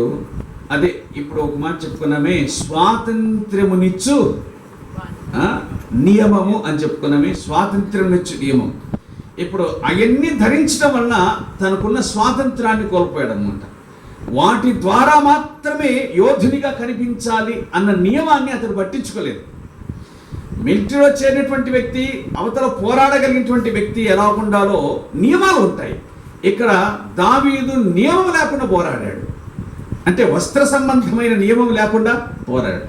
అది అతనికి స్వాతంత్ర్యం ఇచ్చింది.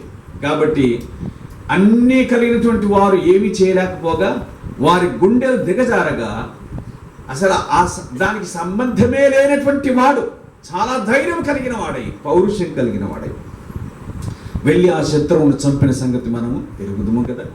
కాబట్టి ఎప్పుడే కానీ మన వస్త్రధారణ అంటే అది వేషధారణగా ఉండకూడదనే సంగతిని జ్ఞాపకం చేసుకున్నాం. మనము డంబముగా మన జీవితాలను ప్రదర్శించడం వలన దేవుని దృష్టిలో గొప్పగా, మనుషులకు ఒకవేళ గొప్పగా కనిపించవచ్చునేమో, కానీ దేవుడు అంగీకరించే విషయాలు కాదనే సంగతిని జ్ఞాపకం చేసుకుందాం.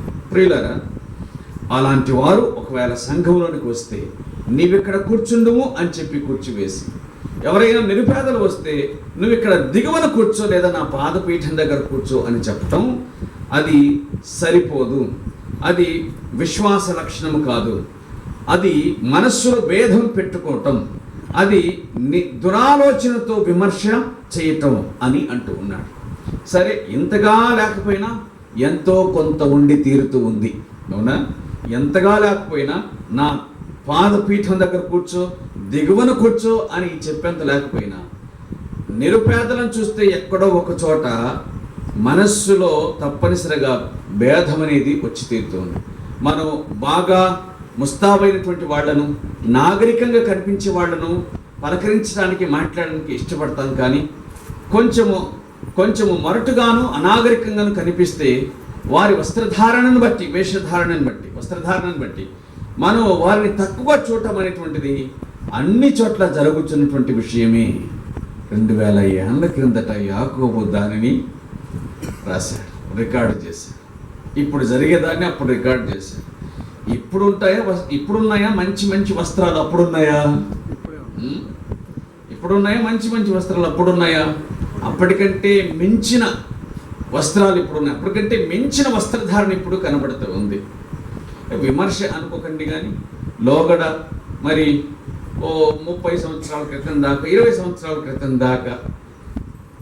సంవత్సరాల క్రితం దాకా మరి దైవ సేవకులందరూ కూడా చాలా చక్కగా సాధారణంగా వస్త్రాలను ధరించేవారు. ఇప్పుడు 1, 2, 3 వేసుకుంటే కానీ బయటికి రావట్లేదు. ఒకదాని మీద ఒకటి వేసుకుంటే కానీ అది ఘనతగా భావించు ఉన్నారు. మనకు రావలసిన ఘనత ఒకడు తనను తాను కాపాడుకొనుటలో, పరిశుద్ధత యందు తనను తాను కాపాడుకొనుటలో, అంతకు మించి మినహాయించి చక్కగా ఉండటం ఎప్పుడు తప్పు కాదు, కానీ తనను తాను అధికముగా అలంకరించుకుంటారు. అది స్త్రీలైనా పురుషులైనా దేవుని వాక్యం అంగీకరించదని గుర్తుంచుకోవటం మంచిది. ప్రియులారా, అది ఏం చేస్తుంది అని అనగా నిన్ను బలవంతంగా ఘనపరిచేటట్లుగా చేస్తుంది. అర్థమైందన్న మాట? నిన్ను బలవంతంగా ఘనపరిచేటట్లుగా చేస్తుంది. అయ్యగారు చాలా టిప్ టాప్గా వచ్చారు, ఆయన గారి కింద కూర్చుంటారా? కూర్చోలేరు కదా, అవునా? మరి ఆయన గారికి అన్ని విషయాలు మనం ప్రథమ స్థానం ఇవ్వాల్సిందే కదా అనే భావనను కలిగించేటట్లుగా ఉంటుంది. అసలు సంగతి ఏమిటంటే, ఇందాక చదువుకున్నాము, సాత్వికముతో అంగీకరించండి. మీ ఆత్మను రక్షించుటకు శక్తి కలిగిన వాక్యమును సాత్వికముతో అంగీకరించండి. అంతకంటే ముందు విర్రవీగుచున్నటువంటి దుష్టత్వం సమస్త కల్మషం అని అన్నాడు. కాబట్టి ఇవన్నీ కూడా హృదయము నిండిన దాన్ని బట్టి మనం ప్రవర్తిస్తామనే సంగతి దేవుని వాక్యం గుర్తు చేస్తుంది. మంచిది. ప్రియులారా, సంఘంలోనికి, సమాజ మందిరంలోనికి ధనికులు పేదలు రావటం అనేటువంటిది సహజమైనటువంటి విషయం. వారి పట్ల ఎన్నడే కానీ పక్షపాతం ప్రదర్శించకూడదనే సంగతిని దేవుని వాక్యం గుర్తు చేస్తుంది. 5వ వచనం, యాకోబు పత్రిక 2వ అధ్యాయం. నా ప్రియ సహోదరులారా, ఆలకించండి. ఈ లోక విషయంలో దరిద్రులైన వారిని విశ్వాసమందు భాగ్యవంతులుగాను, ఈ లోకమందు దరిద్రులైన వారిని విశ్వాసమందు భాగ్యవంతులుగాను. హెబ్రీ పత్రిక 11వ అధ్యాయం. విశ్వాసమందు భాగ్యవంతులు కనిపిస్తారు. వారు భౌతిక విషయంలో భాగ్యవంతులు కాకపోవచ్చు, కానీ విశ్వాసమందు మాత్రం వారు భాగ్యవంతులు. ఆయన ఈ లోకములో దరిద్రులైన వారిని విశ్వాస విషయమందు భాగ్యవంతులుగాను, తన్ను ప్రేమించు వారికి తాను వాగ్దానం చేసిన రాజ్యమునకు వారసులుగాను దేవుడు ఏర్పరచుకొనలేదా? విశ్వాసమందు భాగ్యవంతులట. బయటికి చూడడానికి నిరుపేదలే, కానీ విశ్వాసమందు భాగ్యవంతులు. వారికి ఆయన ఏ వాగ్దానం చేశాడు? తన రాజ్యాన్ని వాగ్దానం చేశాడు అని అన్నాడు. ఇక్కడ రెండవసారి తన్ను ప్రేమించు వారికి తాను వాగ్దానం చేసిన తన రాజ్యం. మొదట ఎక్కడ కనిపించిన మాట? 12వ వచనం. ప్రభు తన్ను ప్రేమించు వారికి వాగ్దానం చేసిన జీవ కిరీటం. తనను ప్రేమించేవారు సహోదరులారా, ఆయన కోరుచున్నది ఏమిటంటే తనను ప్రేమించువారు, ఆయన్ను ప్రేమించువారంగా ఉండాలి. ఆయన ప్రేమించాడు, ప్రాణం పెట్టాడు, ఇప్పటికీ ప్రేమిస్తూ ఉన్నాడు. కానీ వన్ సైడ్ కాదు, మనం కూడా ఆయనను ప్రేమించాలని ఆయన కోరుచు ఉన్నాడు అనే మాటను గుర్తుంచుకుందాం. సాధారణంగా భార్య భర్తల విషయానికి వచ్చినప్పుడు ఈ వివాహ సంబంధమైన ప్రసంగాల్లో కానివ్వండి, మరి ఎక్కడైనా మనము భర్తను గురించి ఒక మాటను చదువుకుంటాం. అదేంటంటే, భర్తలారా మీరును మీ భార్యలను ప్రేమించండి అని. కానీ అంత మాత్రం చేత భార్యలు తమ భర్తలను ప్రేమించకూడదా? భార్య లోబడి ఉండవలను, లేక విధేయత చూపవలను అనే మాటను ఎఫెసీ పత్రిక నుంచి చదువుతాం. కానీ పౌలు ఎఫెసీయులకు మాత్రమే వ్రాయక తీతుకు కూడా వ్రాస్తూ 2వ అధ్యాయం 3-5 వచనాలు ఆ సంగతులు ఇలాగునున్నాయి. యవన స్త్రీలు తమ భర్తలకు లోబడి ఉండి, దొరికిందా మాట? 3-5 వచనాలు కలిసి ఉన్నాయి. 5వ సంఖ్య కింద 4వ లైన్, 5వ సంఖ్య కింద 4వ లైన్. తమ భర్తలను శిశువులను, దొరికిందా మాట? తమ భర్తలను శిశువులను ప్రేమించువారు అనే మాట వ్రాయబడి ఉంది. భర్త మాత్రమే కాదు తన భార్యను ప్రేమించడం, భార్య కూడా తన భర్తను ప్రేమించాలి అనేటువంటి విషయము దేవుని వాక్యం గుర్తు చేస్తుంది. ఆయన మనల్ని ప్రేమించడం మాత్రమే కాదు, మనము కూడా ఆయనను ప్రేమించాలి. కనుక తన్ను ప్రేమించు వారికి తాను వాగ్దానం చేసిన రాజ్యమునకు వారసులుగా ఉండుటకు దేవుడు ఏర్పరచుకొనలేదా? కాబట్టి భూమి మీద మనకున్న ధనమును అనగా మన ఆర్థిక శక్తిని కనబరుచుటకు మన వస్తువాహనాల రూపంలో మనం ప్రయత్నం చేయవచ్చు. కానీ మరణం అందరినీ సమానం చేస్తుంది, అంతే కదా? అందరినీ సమానంగా చేసేటువంటిది మరణమే. ఒకవేళ సమాధుల్లో కూడా తేడాలు కనిపించవచ్చు. ధనవంతుడి సమాధికి పేదవాడి సమాధికి తేడా కనిపించవచ్చు సమాధుల విషయంలో. కానీ లోపల మాత్రం ఏం తేడా ఉండదు. ఏం తేడా ఎందుకు ఉండదు? అంత కుళ్ళిపోయిన శవమే కదా, లోపలేం తేడా ఉండదు, బయట తేడా. ఎందుకంటే ఈ మనిషి బతికినప్పుడు కూడా బయట తేడానే ఉండింది, అవునా? కాబట్టి చనిపోయిన తర్వాత కూడా బయట తేడానే కనిపిస్తుంది, ఆర్భాటమే కనిపిస్తుంది. లోపల మాత్రం అందరి పరిస్థితి ఒకటే కదా. కాబట్టి మరణం అందరినీ సమానంగా చేస్తూ ఉంది. లోకాన్ని విడిచిన తర్వాత పరలోకంలో మనల్ని మనం అలంకరించుకోవడానికి ఇంకేమీ ఉండవు, సాధారణమైన వస్త్రాలు ఇవే ఉండవు కదా. కాబట్టి అక్కడ అలంకరణను ఇక్కడనే సంపాదించుకోవాలని దేవుడు వాక్యం చెప్తుంది. అక్కడ మనం అలంకరించుకోవలసిన ఆ అలంకరణ అది ఇక్కడే. ఏమిటట? ప్రకటన గ్రంథము 19వ అధ్యాయము, ప్రకటన గ్రంథం 19వ అధ్యాయము 8వ వచనం. ఆమె ధరించుకుంటకు ప్రకాశమును నిర్మలమైన సన్నపునార బట్టలు ఆమెకి ఇవ్వబడెను, అవి పరిశుద్ధుల నీతి క్రియలు. కాబట్టి ఇక్కడ జరిగించు నీతి క్రియలు అక్కడ మనకు ప్రకాశం ఉంటాయి. అక్కడ మనము ధరించుకొనగలిగినవిగా, అక్కడ మనకు ఘనతవి తీసుకొని వచ్చేవిగా ఉంటాయి. ఇక్కడ మనం జీవించేటువంటి జీవిత క్రియలు అనే సంగతిని జ్ఞాపకం చేసుకుందాం. అంచేత ఎవరిని బట్టి కూడా వారి పైవేషమును బట్టి ఎన్నడే కానీ మనము తీర్పు తీర్చకూడదు, లేక వేరు భావంతో చూడకూడదు, భేదములు పెట్టుకుని దురాలోచన చేయకూడదు అని యాకోబు ప్రాక్టికల్గా రాశాడు. ఒక మాట వినాలి. యాకోబుని గురించి ఉదయకాలమున మనం ఏమి విన్నాము అంటే, ఆయన చాలా కొద్ది కాలంలోనే యెరూషలేములోని సంఘమునకు ఒక స్తంభముగా కనిపించాడు. అంటే సంఘములో ఉన్నటువంటి స్థితిగతులను అతడు బాగుగా ఎరిగినవాడు. అపోస్తల కార్యముల గ్రంథం 6వ అధ్యాయంలో సంఘములో సనుగులు ప్రారంభమయ్యాయట. అపోస్తల కాలమున నాడే ఆశ్చర్య కార్యాలు అద్భుతాలు జరుగుతున్న నాడే ఇది 6వ అధ్యాయం 5వ వచనంలో చాలా భయపడ్డారు అననీయ సప్ఫీరాలు మరణించిన తర్వాత. ఆ కాలమునందే సనుగులు ప్రారంభం అయ్యాయి. అప్పుడే సంఘంలో సనుగులు ఉంటే ఇప్పుడు సంగతి ఏంటి? అప్పుడే తేడా కనిపిస్తే ఇప్పుడు సంగతి ఏమిటి? కాబట్టి సంఘంలో ఉన్నటువంటి సమస్యలను కళ్ళారా చూచినవాడు కాబట్టి యాకోబు ఈ సంగతులను ప్రాక్టికల్గా చూసినవాడు కాబట్టి రాస్తూ ఉన్నాడు. ఇటువంటివి ఉండకూడదు. విశ్వాస విషయంలో మోమాటాన్ని ప్రదర్శించకండి, విశ్వాసము కలిగిన వారిని మీరు ఘనపరచండి అన్నట్లుగా ఆయన మాట్లాడుతూ, తన్ను వాగ్దానం చేసిన వారికి, తాను ప్రేమించే వారికి తాను వాగ్దానం చేసిన రాజ్యమునకు ఆయన వారసులుగా ఉండడానికి ఏర్పాటు చేసుకోలేదా? ఈ లోకములో పేదలైనటువంటి వారిని కూడా, అంటే వారు విశ్వాసమందు ధనవంతులు, భౌతిక స్థితిలో పేదలు, విశ్వాసమందు ధనవంతులు, దేవుడు వారిని ఏర్పాటు చేసుకున్నాడు. అందుచేత పరలోక రాజ్యంలో వారు నీతో పాటు సమానంగా ఉండగలుగుతారు. బహుశా నీకంటే ఎక్కువగా కూడా ఉండవచ్చు.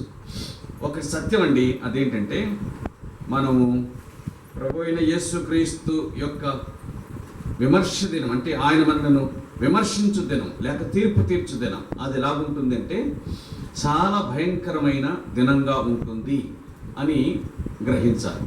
ఎందుకంటే ఈ లోకంలో ఘనులుగా కనిపించిన వారు అక్కడ ఘనహీనులుగా కనిపించవచ్చు.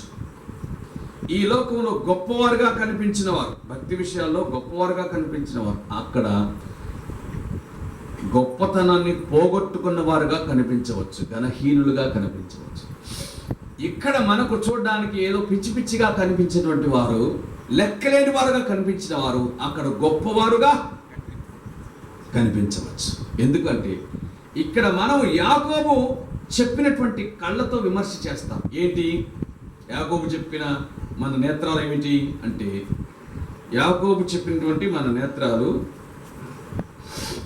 ధనవంతులను ఒక చూపు చూస్తాం, ధనహీనులను మరో చూపు చూస్తాం. అది ఇక్కడ కనిపించేటువంటి విషయం. కానీ అక్కడ ప్రభువు చూచే నేత్రాలు ఏమిటి అంటే, ఎవరు విశ్వాసమందు బలవంతులై ఉన్నారో వారిని ఆయన ఆ పద్ధతిలో చూస్తాడు.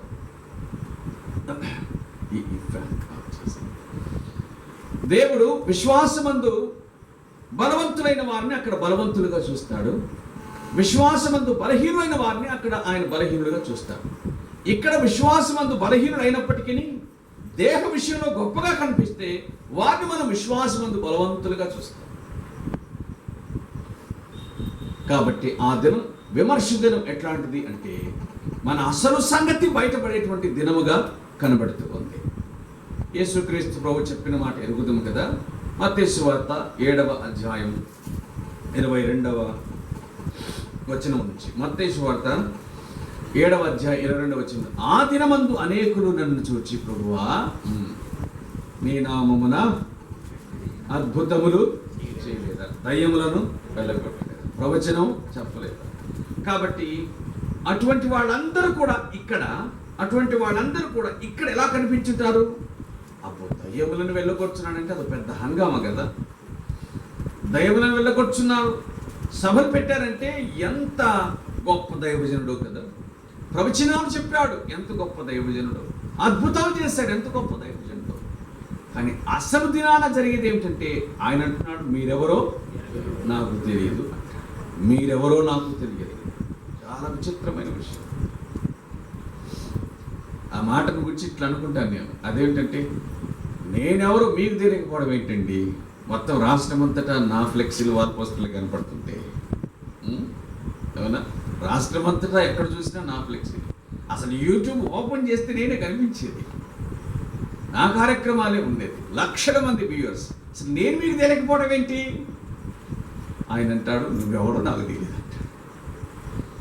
అరే, తెలియని వాని చేత ఇన్ని అద్భుతాలు జరుగుతాయా?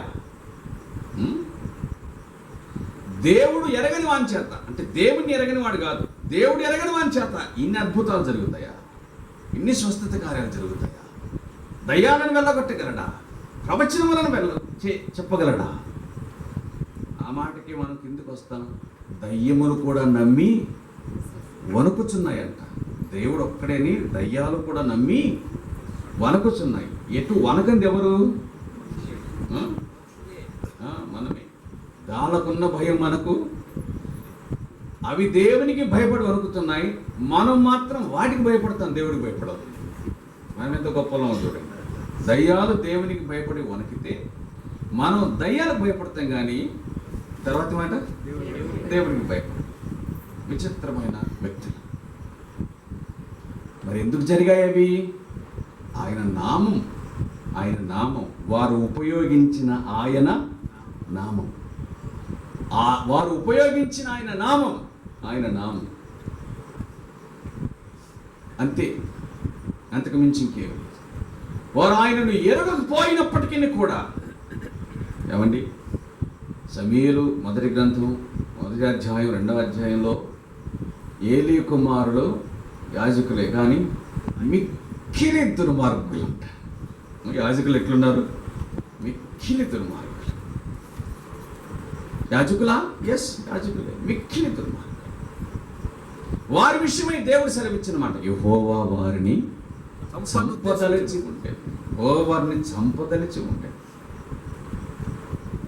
అందుచేత యాజకత్వంలో ఉండి వారిని తొలగించలేదు, యాజకులు కాకుండా అడ్డగించలేదు, అన్ని అవకాశాలు ఇచ్చినారు, ఉపయోగించుకోలేదు. కాబట్టి సంపదలచి ఉంటే ఆ దినమందు అనేకులు నన్ను చూచి. కాబట్టి ఎవరినే కానీ వారి విశ్వాస విషయంలో మనం తక్కువగా చూడడానికి వీలు లేదు. వారి భౌతికమైన అర్హతలు, యోగ్యతలు, స్థితి తక్కువగా ఉండవచ్చు, కానీ విశ్వాసమును బట్టి వారిని ఎప్పుడే కానీ తక్కువగా చూడడానికి వీలు లేదు. ఎందుకంటే వారికి దేవుడు తన రాజ్యమును వాగ్దానం చేశాడు. తాత్కాలికమైన లోకంలో ఈ భేదాలు సహజం, కానీ ఈ భేదం అనేటువంటిది పరలోకములో ఉండదు, నిత్యత్వములో ఉండదు. కాబట్టి మనం నిత్యత్వములకు సంబంధించిన వారముగా ఈ భూమి మీద ప్రవర్తించాలి. పరసంబంధమైనటువంటి ప్రమాణాలతో మనం భూమి మీద బ్రతకాలి అనే సంగతిని దేవుని వాక్యం గుర్తు చేస్తూ ఉంది. మంచిది. అయితే మీరు దరిద్రులను 2:6 మీరు దరిద్రులను అవమానపరచుదురు, ధనవంతులు మీ మీద కఠినముగా అధికారం చూపుతారు. మిమ్మల్ని న్యాయసభలకు ఈడ్చుతున్న వారు వీరే కదా, మీకు పెట్టబడిన శ్రేష్టమైన నామాన్ని దూషించువారు వీరే కదా. మెట్టుకు నీ వలె పొరుగువాన్ని ప్రేమించుము అను లేఖనములో ఉన్నట్టు ప్రాముఖ్యమైన ఈ ఆజ్ఞను మీరు నెరవేర్చినట్లా బాగుగా ప్రవర్తించువారై ఉందురు. పక్షపాతము కలవారైతే ధర్మశాస్త్రముల అపరాధులను తీర్పు తీర్చబడి పాపము చేయవారు అగుదురు. ఎవడైనను ధర్మశాస్త్రమంతయు గైకొని ఒక ఆజ్ఞ విషయంలో తప్పిపోయినడలా ఆజ్ఞలంటి విషయంలో అపరాధి అగును. వ్యభిచరించవద్దని చెప్పిన వాడు నరహత్య చేయవద్దనియూ చెప్పెను కనుక నీ వ్యభిచరించకపోయిన నరహత్య చేసినట ధర్మశాస్త్ర విషయంలో అపరాధివైతే స్వాతంత్రం ఇచ్చు నియమము చొప్పున తీర్పు పొందబో వారికి తగినట్టుగా మాట్లాడండి, అలాగున్నే ప్రవర్తించండి. కనికరము చూపని వాడు కనికరము లేని తీర్పును పొందును, కనికరము తీర్పును మించి అతిశయపడును. కాబట్టి జాగ్రత్త పడండి. మరి మీరు దరిద్రులను అవమానపరచకండి, ధనవంతులను ప్రేమించకండి, వారే మీకు పెట్టబడినటువంటి నామాన్ని దూషించేవారు కదా అని అంటూ ధర్మశాస్త్రంలో ఉన్న 2 ప్రధానమైన ఆజ్ఞలు. మొదటిది దేవుని ప్రేమించుట, రెండవది పొరుగువాన్ని ప్రేమించుట. నేను దేవుని ప్రేమిస్తాను కానీ పొరుగువాన్ని ప్రేమించను అంటే ఆజ్ఞను అతిక్రమించినట్లు అవుతుంది అని అంటూ ఉదాహరణ చెప్పాడు. ధర్మశాస్త్రంలో ధర్మశాస్త్రం వ్రాయబడిన 10 ఆజ్ఞల గొలుసు, అందులో ఏ ఒక్కటి తెగిపోయినా మిగతా 9 కూడా తెగిపోయినట్లే లెక్క. కనికరము తీర్పును మించి అతిశయపడును అనే మాటకు అర్థం ఏంటి అంటే, కనికరం చూపని వాడు కనికరం చూపని తీర్పును పొందును, కనికరం లేని తీర్పును పొందును. కనికరము తీర్పును మించి అతిశయపడును అన్నాడు. కనికరము దయ చూపిస్తుంది, కనికరము అతిశయపడదు. కనికరము తీర్పును మించి అతిశయపడుతుంది. కనికరము ఒక వ్యక్తి విషయంలో ఎప్పుడు అతిశయపడుతుందంటే అతన్ని విమర్శించినప్పుడు కాదు, అతనికి సహాయము చేసినప్పుడు. కాబట్టి కనికరం యొక్క అతిశయము సహాయంలో ఉంది కానీ విమర్శలో లేదు. మరి విమర్శించువాడు ఎప్పుడు అతిశయపడతాడంటే ఒక వ్యక్తిని ఘాటుగా విమర్శించినప్పుడు. అది కాఠిన్యం. కనికరం వేరు, కాఠిన్యం వేరు. విశ్వాసులు కనికరం చూపదగినటువంటి వారు, కాఠిన్యము కాదు. మంచిది. 14 వచనం నుంచి 26 దాకా. నా సహోదరులారా, ప్రతి విషయంలో కూడా యాకోబు నా సహోదరులారా క్రియలు లేనప్పుడు క్రియలను గురించి మాట్లాడుతున్నాడు. మొదటి అధ్యాయం 19 వచనం నుంచి 26 దాకా క్రియలను గురించి మాట్లాడుతున్నాడు. అంతవరకే కాదు, ఇంకా చెప్పుకోవాలంటే పత్రిక అంతా క్రియలను గురించి మాట్లాడుతున్నాడు. క్రియలు లేనప్పుడు ఎవడైనాను నాకు విశ్వాసం కలదని చెప్పిన ఎడలా. కాబట్టి 14 నుంచి 26 దాకా క్రియలను గూర్చి యాకోబు మాట్లాడుతున్నాడు. విశ్వాసి క్రియలను జరిగించవలసిన వాడు, విశ్వాసి క్రియలను చేయవలసిన వాడు, క్రియలను జరిగించవలసిన వాడు. మరి క్రియలకు కావాల్సింది ఏమిటంటే విశ్వాసం. క్రియలు లేనప్పుడు ఎవడైనా విశ్వాసం కలదని చెప్పిన ఎడల ఏం ప్రయోజనం? అట్టి విశ్వాసం అతన్ని రక్షింపగలదా? నేను విశ్వాసం కలవాడను అని చెబితే కుదరదు. ఆ విశ్వాసము క్రియల రూపంలో కనిపించాలి. విశ్వాసం నీకు బయటికి కనిపించదు, క్రియలు బయటికి కనిపిస్తాయి. అర్థమవుతుంది కదా? విశ్వాసం మన లోపల ఉన్నది, కానీ క్రియలు మాత్రం బయటికి కనిపించింది. ఒక వ్యక్తి జీవితంలో కనిపించని విశ్వాసము, కనిపించే క్రియలు, ఈ 2 కూడా ఉండాలి. ఒక వ్యక్తి జీవితంలో లేక విశ్వాస జీవితంలో కనిపించని క్రియలు, కనిపించని విశ్వాసము, కనిపించే క్రియలు 2 ఉండాలి. విశ్వాసం మన లోపల ఉన్నటువంటిది, క్రియ అది బయటికి కనిపించేటువంటిది. భక్తి జీవితంలో విశ్వాసం మరి క్రియలు, ఈ 2 కూడా అవసరం. అట్ట కాదు నేను క్రియలు ఏమి చేయను, నేను నా ప్రభువుని ప్రేమించను, నేను ఆ విధంగా ఉండను, అయితే నాకు మాత్రం విశ్వాసం ఉంది, నా విశ్వాసం నాదే, నా విశ్వాసం నా లోపల ఉంది, నేను అది ఎవరికి చూపించాల్సిన అక్కరలేదు అని అంటే కుదరదు. విశ్వాసము ఉందంటే ఏమిటి? తప్పనిసరిగా క్రియలు ఉండాల్సింది. మనకు జ్వరం వస్తుంది, జ్వరం వచ్చినప్పుడు సూచనలు ఏమిటి? జ్వరం వచ్చినప్పుడు బయటి సూచనలు కనిపిస్తాయా, లోపలి సూచనలు కనిపిస్తాయా? మనకు జ్వరం వచ్చినప్పుడు బయట సూచనలు కనిపిస్తాయి. మన ముఖం పాలిపోయి ఉంటుంది, నీరసంగా ఉంటుంది, హుషారుగా ఉండదు. ఇవన్నీ బయటి క్రియలు. మనం డాక్టర్ గారి దగ్గరికి వెళ్ళినప్పుడు ఆయన బయటి వాటికి చికిత్స చేస్తాడా, లోపలి వాటికి చికిత్స చేస్తాడా? లోపలి వాటికి, అసలు దానికి చికిత్స చేస్తాడా ఆయన. అప్పుడు బయటివి కూడా ఏమవుతాయి? అవి అంతరించిపోతాయి. ప్రియులారా, లోపల ఉన్నది బయటికి పడుతూ ఉంది, లోపల ఉన్నది బయటికి ప్రదర్శించబడుతూ ఉంది. విశ్వాసము బయటికి ప్రదర్శించబడకపోతే అసలు విశ్వాసమే లేనట్లు లెక్క అని మాట్లాడుతూ ఈయన గారు కూడా ఉదాహరణ చెప్పడం ప్రారంభం చేశాడు. చూడండి 15వ వచనం. సహోదరుడు ఎవరైనాను ఉంటుంది, కానీ దేవుడి నామాన్ని ఉచ్చరించి దేవునికి సహాయం చేస్తాడంటే అవతలి వాడు నోరు లేని వాడైతే పర్వాలేదు, మౌనంగా వినగలుగుతాడు. గట్టిగా మాట్లాడేవాడైతే దేవుడు చేస్తాడులే అయ్యా, నువ్వు మాత్రం చేయలేవు, అవునా, నీ వల్ల కాదు, నిజమే నువ్వు చెప్పినట్లు దేవుడే చేస్తాడు అని కూడా అంటాడు. ప్రియులారా, లూకాసు వార్త 16లో ఒక గొప్ప మాట. 16వ అధ్యాయం 9వ వచనం అనుకుంటాను. లూకాసు వార్త 16వ అధ్యాయం. ఎస్, లూకాసు వార్త 16వ అధ్యాయం చదవాలి. 9వ వచనం. లూకాసు వార్త 16:9. అన్యాయపు సిరి వలన మీకు స్నేహితులను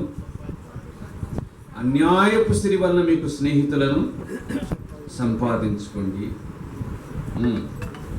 ఆ సిరి, అన్యాయపు సిరి వలన స్నేహితులను సంపాదించుకోండి. ఎందుకనగా ఆ సిరి మిమ్మల్ని వదిలిపోవును, వారు నిత్యమైన నివాసములు మిమ్మల్ని చేర్చుకుందరు. విన్నారు కదా?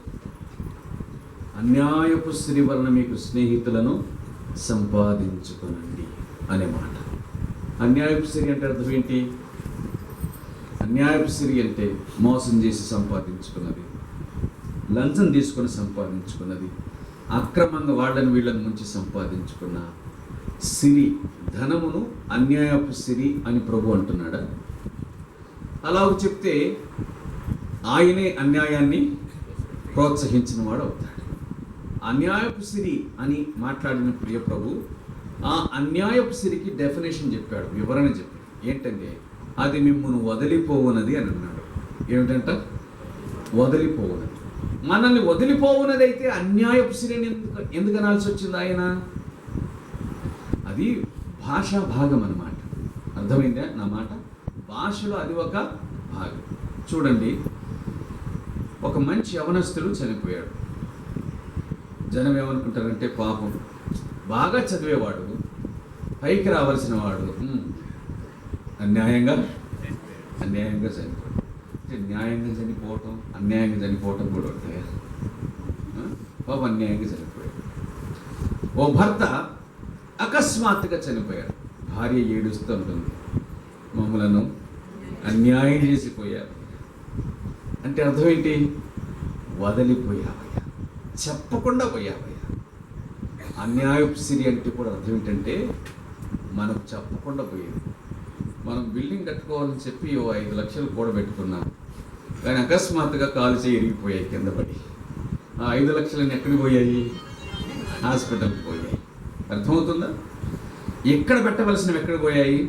అక్కడికి పోయాయి. అంతేకాదు, మనమేదో చేయాలనుకొని కొంత డబ్బు నిల్వ ఉంచుకున్నాం, కానీ రేపే ప్రాణం విడిచిపెట్టాం. అది మనలను లేదా మనం దానిని విడిచిపెడతాం. అంచేత ఆ కోణంలో అది అన్యాయం.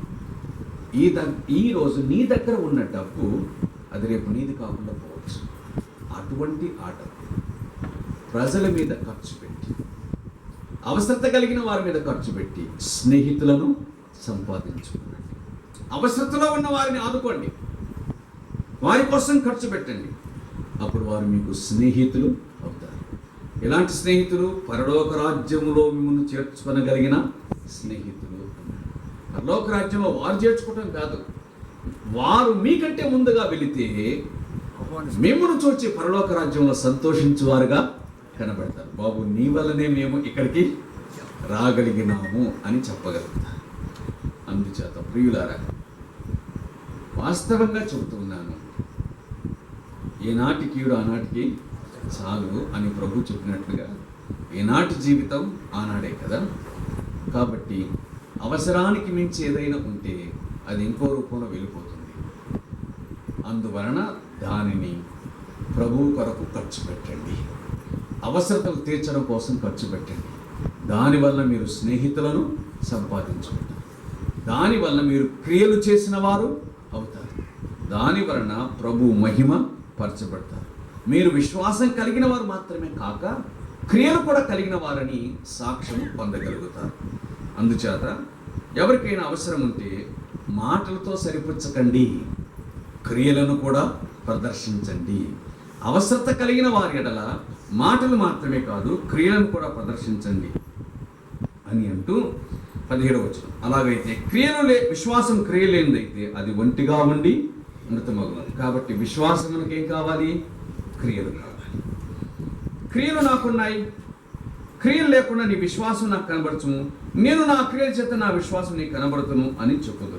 దేవుడు ఒక్కడే నువ్వు నమ్ముచున్నావు, అలాగ నమ్ముట మంచిదే. దయ్యములను నమ్మి వణుకుచున్నవి. 20వ వచనం, వ్యర్థుడా, క్రియలు లేని విశ్వాసము నిష్ఫలమైనదని తెలుసుకొనగోరుచున్నావా? క్రియలు లేని విశ్వాసం నిష్ఫలమైనది అన్నాడు. ఎస్, క్రియలు లేకపోతే విశ్వాసము లేనట్లే లెక్క. క్రియలు లేకపోతే విశ్వాసము నిష్ఫలమైనది అని అంటూ అబ్రహామును ఉదాహరణగా చూడు. అబ్రహాము విశ్వాసము కలిగిన వాడు, క్రియలు కూడా కలిగిన వాడు. అబ్రహాం విశ్వాసం కలిగిన వాడు, క్రియలు కలిగిన వాడు. ఎంత విశ్వాసం అంటే సాధారణమైన విశ్వాసం. బయటికి తీసుకెళ్ళి పగటిపూట నీ సంతానాన్ని ఇసుకరేణులాగా చేస్తానంటే నమ్మటమే. రాత్రి తీసుకెళ్ళి ఆకాశ నక్షత్రంలాగా చేస్తాను పైకి చూడంటే నమ్మటమే. అవునా? ఏం చెప్పినా నమ్మటం. అది విశ్వాసం.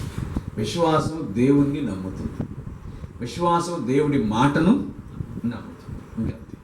విశ్వాసం ఎన్నుడే కానీ ప్రశ్నించదు. నోవకు నీకోసం ఓడ తయారు చేసుకున్నాడు, ఎందుకు అని అనలేదు. అవునా? ఓడ అంటే ఎట్లుంటుంది అనలేదు. కాబట్టి విశ్వాసం ఎన్నడే కానీ ప్రశ్నించదు. అది కేవలం దేవుడి మాటను వింటుంది, క్రియలను కనబరుస్తుంది.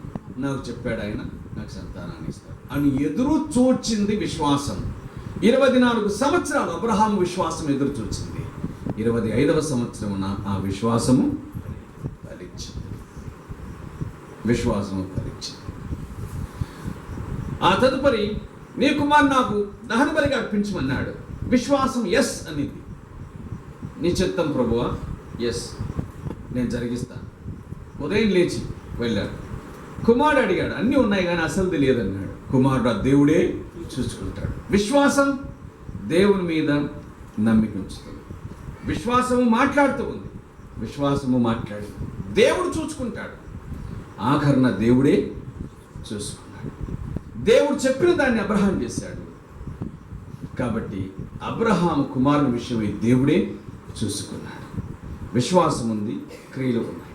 కనుకనతడు విశ్వాసులకు తండ్రి అని పిలువబడ్డాడు. మనకైతే మన కోణంలో విశ్వాసులకు తండ్రి అని పిలువబడ్డాడు.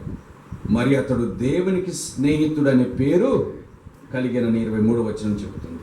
అబ్రహాం దేవుని నమ్మాడు అని లేఖనం చెబుతుంది.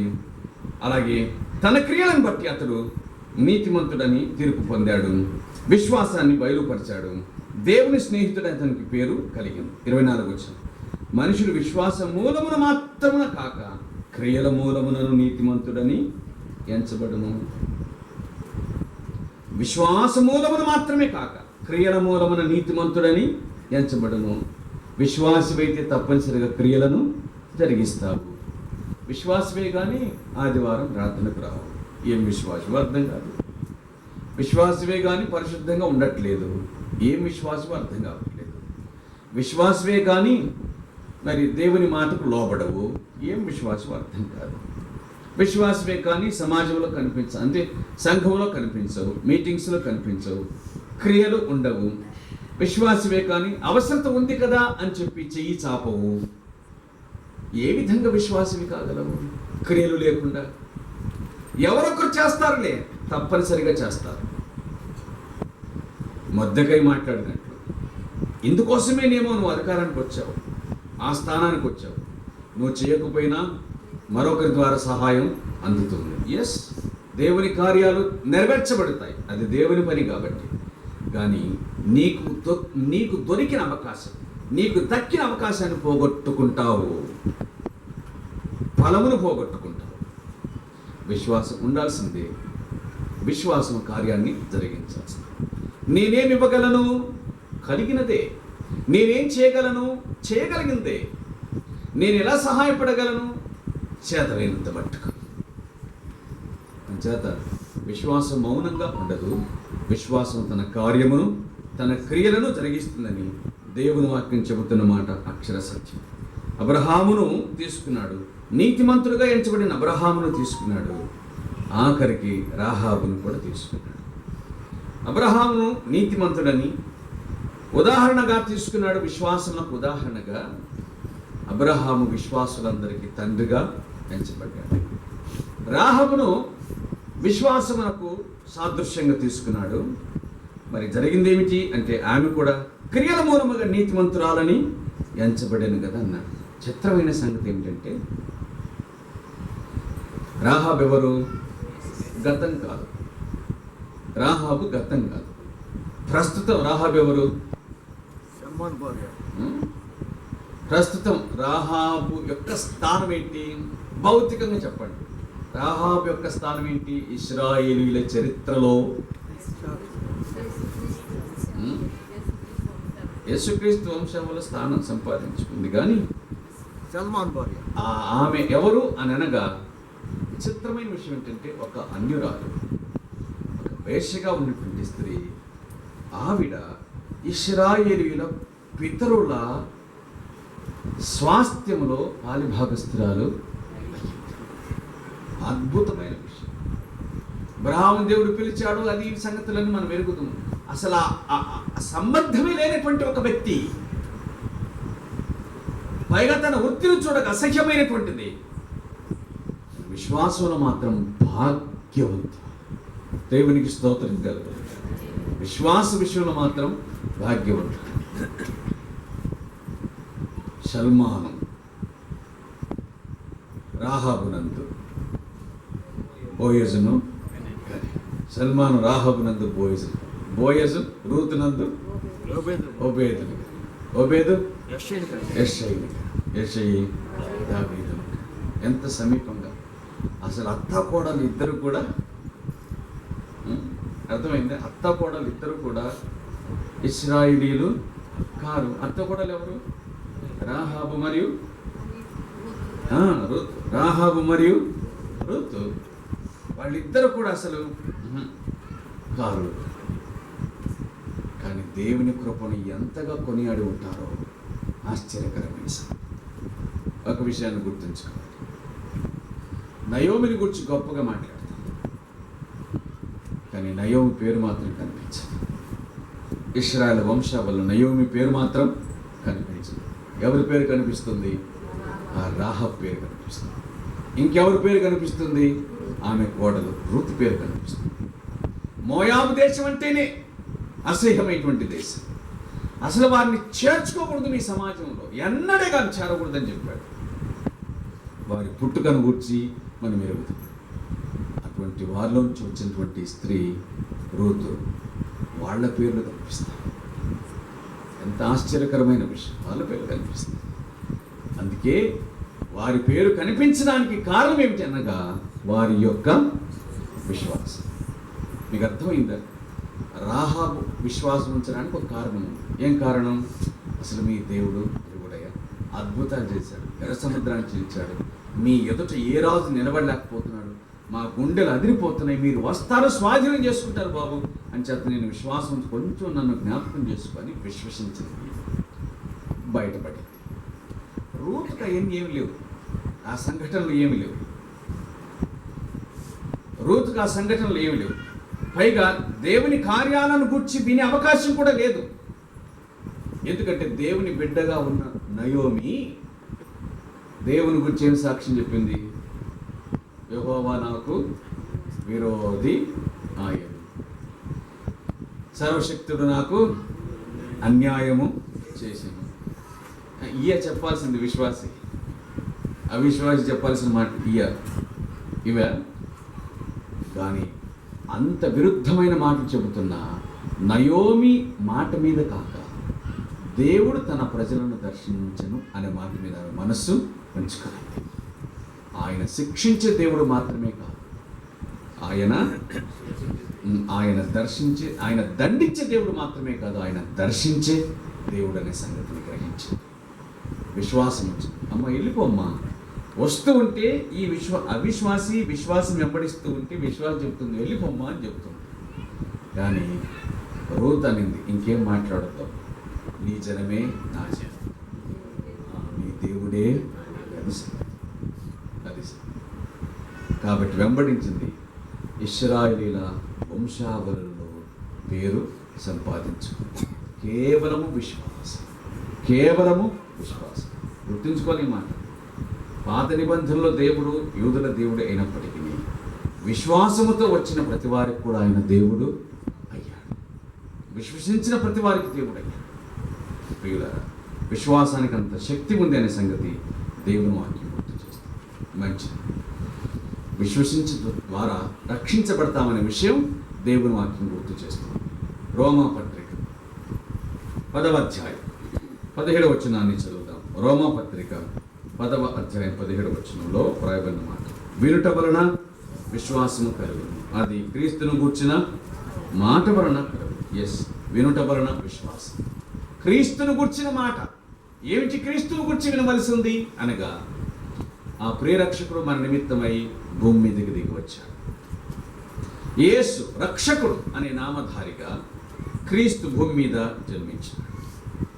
కారణం, అనేకులకు ప్రతిగా విమోచన క్రయధనముగా తన ప్రాణమునిచ్చుటకు ఆయన భూమి మీదకి దిగి వచ్చాడు. తాను చెప్పినట్లుగానే ఆయన సంచరించాడు. ఆ ప్రియ ప్రభు తాను చెప్పినట్లుగానే తన ప్రాణమును మన నిమిత్తమై సిలువలో అర్పించాడు. ప్రాణదానం చేశాడు. మన కొరకు తన స్వీయ రక్తాన్ని కార్చాడు. సిలువలో తాను కార్చిన పరిశుద్ధ రక్తం వలన మనకు విమోచన, విడుదల కలిగింది. క్రీస్తునందు విశ్వాసం ఉంచటం వలన రక్షణ కలుగుతుంది. విశ్వాసము రాబో శిక్షను తప్పిస్తుంది. విశ్వాసము భూమి మీద దేవునికి సమీపస్తులకు చేస్తుంది. పాప క్షమాపణను కలిగిస్తుంది. విశ్వాసం ద్వారా నీతిమంతులుగా తీర్చబడతాము. ఉగ్రతను తప్పించుకొని దేవుని రాజ్యమునకు వారసులం అవుతాం. అంచేత రక్షణ పొందని వారు, క్రీస్తుని విశ్వసించని వారు ఇప్పటికైనా ప్రభునందు విశ్వాసం నుంచి పాపక్షమాపణ పొందవలసిందిగా మనవి చేస్తూ ఉన్నాం. విశ్వసించిన వారు చేయవలసిన పని ఏమిటి అనగా, వినడానికి వేగిరపడాలి, కోపపట్టకు నిదానించాలి. నీ కోపం దేవుడి నీతిని నెరవేర్చదు. నీ కోపం నీ ఉద్దేశాన్ని దేవుని ద్వారా జరిగించదు. దేవుడి ఉద్దేశాలు నెరవేర్చేంత వరకు నువ్వు ఆగాల్సిందే అనే విషయం ఒక విశ్వాసి గ్రహించాలని దేవుని వాక్యం గుర్తు చేస్తుంది. అంచేత దేవుడిలాగున చేయలేదు అని ఆ విర్రవీగే తనం నుంచి బయటపడి సాత్వికంతో దేవుని మాటను అంగీకరించవలసి ఉంది. దేవుని మాటని దగ్గరకు వచ్చినప్పుడు దాన్ని విని విశ్వసించవలసిన బాధ్యత ఉంది. అట్లు కాకపోతే మోసపుచ్చుకున్నవాడు అవుతావని దైవ గ్రంథం జ్ఞాపకం చేస్తుంది. దేవుడు నిన్ను స్వాతంత్ర్యంలోనికి తీసుకుని వచ్చినాడు. కాబట్టి ఏవి శ్రేష్టమైనవో, మాన్యమైనవో, రమ్యమైనవో వాటి మీద మనసు పెట్టడం మంచిది. అలాగే నిష్కలంకమైన భక్తి ఏమిటి అంటే, భక్తి జీవితం ఏంటంటే ముఖ్యంగా నోటికి కళ్ళెం పెట్టుకున్నట భక్తి జీవితం అని దైవ గ్రంథం చెబుతూ ఉంది. నిష్కలంకమైన భక్తి ఏది అనగా తనను తాను పరిశుద్ధతలో కాపాడుకోవటం, అది నిష్కలంకమైన భక్తి అని దేవుని వాక్యం జ్ఞాపకం చేస్తుంది. విశ్వాస విషయంలో మోమాటం లేకుండా జీవించండి. విశ్వాస విషయంలో మోమాటం కూడదు. ఒకరిని ఒక విధంగా, మరొకరిని మరొక విధంగా చూడకూడదు. వారి విశ్వాసమును ఘనపరచి గొప్పగా చూడండి. పై స్థితిని బట్టి ఎంత మాత్రం పక్షపాతం చూపించకండి అంటూ దేవుని వాక్యం జ్ఞాపకం చేస్తుంది. నేను వలె పొరుగువాన్ని ప్రేమించడం అనేటువంటి మాట ధర్మశాస్త్రంలో వ్రాయబడింది. మనిషిని పట్ల మనం అట్టి విధిని నెరవేర్చాలి. నేను దేవుని మాత్రమే ప్రేమించగలను, మనుషులను ప్రేమించలేను అంటే అది విశ్వాసి మాట కాదు అని దైవ గ్రంథం గుర్తు చేస్తూ ఉంది. అలాగే విశ్వాసము క్రియలను జరిగించాలి. అవసరత కలిగిన వారిని మనము ఆదుకోవాలని దైవ గ్రంథం చెప్తుంది. ఆ బయట వారిని ఆదుకోవటం మాత్రమే కాదు, దేవుని వాక్యం ఏం చెబుతుందో దాన్ని కూడా మనం అంగీకరించాలి. అబ్రహామును దేవుడు పరీక్షించాడు, అతడు నెగ్గాడు. విశ్వాసం కలిగిన వాడయ్యాడు, దేవునికి స్నేహితుడయ్యాడు. విశ్వాసం కలిగిన వాడయ్యాడు, విశ్వాసులకు తండ్రి అయ్యాడు. అలాగే రాహబు కూడా అసలు తనకు దేవుడితో సంబంధం లేనటువంటి మనిషి, కానీ ఆవిడ దేవుని విశ్వాసం ఉంచి ఇశ్రాయేలు వంశావల్లో ఒక పితరురాలుగా చేర్చబడింది అనే విషయం దేవుని వాక్యం గుర్తు చేస్తుంది. ఇవన్నీ కూడా యాకోబు మనం జరిగించవలసిన క్రియలు అని చెప్పాడు. కనుక విశ్వాసులు క్రియలను జరిగించాలి. ఇంకా ప్రభువును నమ్మనటువంటి వారు యేసుక్రీస్తును నమ్ముట అనే క్రియను జరిగించి క్షేమం పొందాలని దేవుని వాక్యం హెచ్చరిస్తుంది. అలాగున జరిగించుటకు ప్రభు మనకు సహాయము చెయ్యునుగాక. ఆమేన్. ప్రార్థన చేద్దాం. తలవంచండి.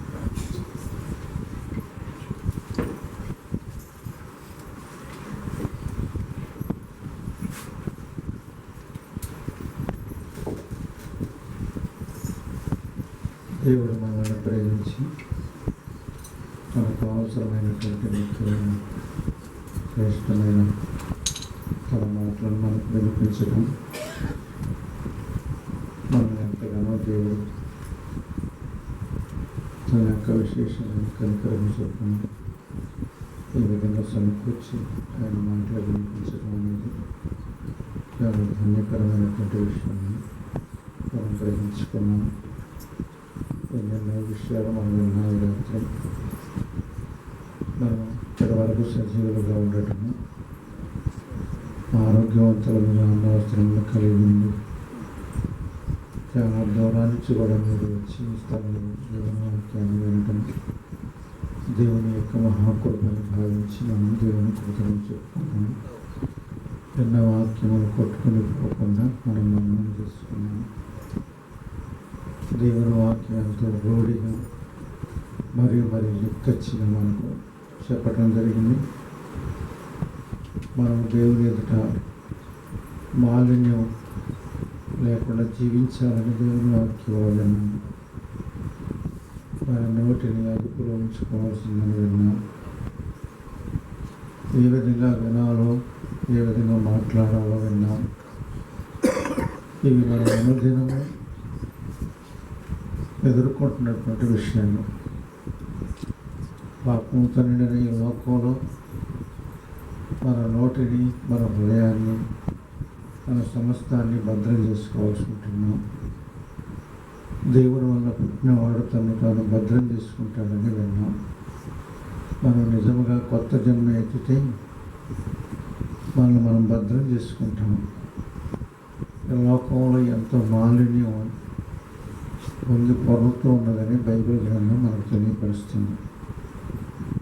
శరీరాశ, నేత్రాశ, జీవకుటుంబము అనే వాటితో లోకం నుండి నిబిడీకృతమై ఉందని దేవుని కంటితో, దేవుని వాక్యంతో చూస్తే మనకు తెలుస్తుంది కదా.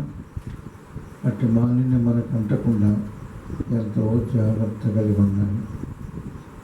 మన నోటిని, నాలుకను అదుపులో పెట్టుకుంటే మనం బతుకుతామని వాక్యంలో ఉంది.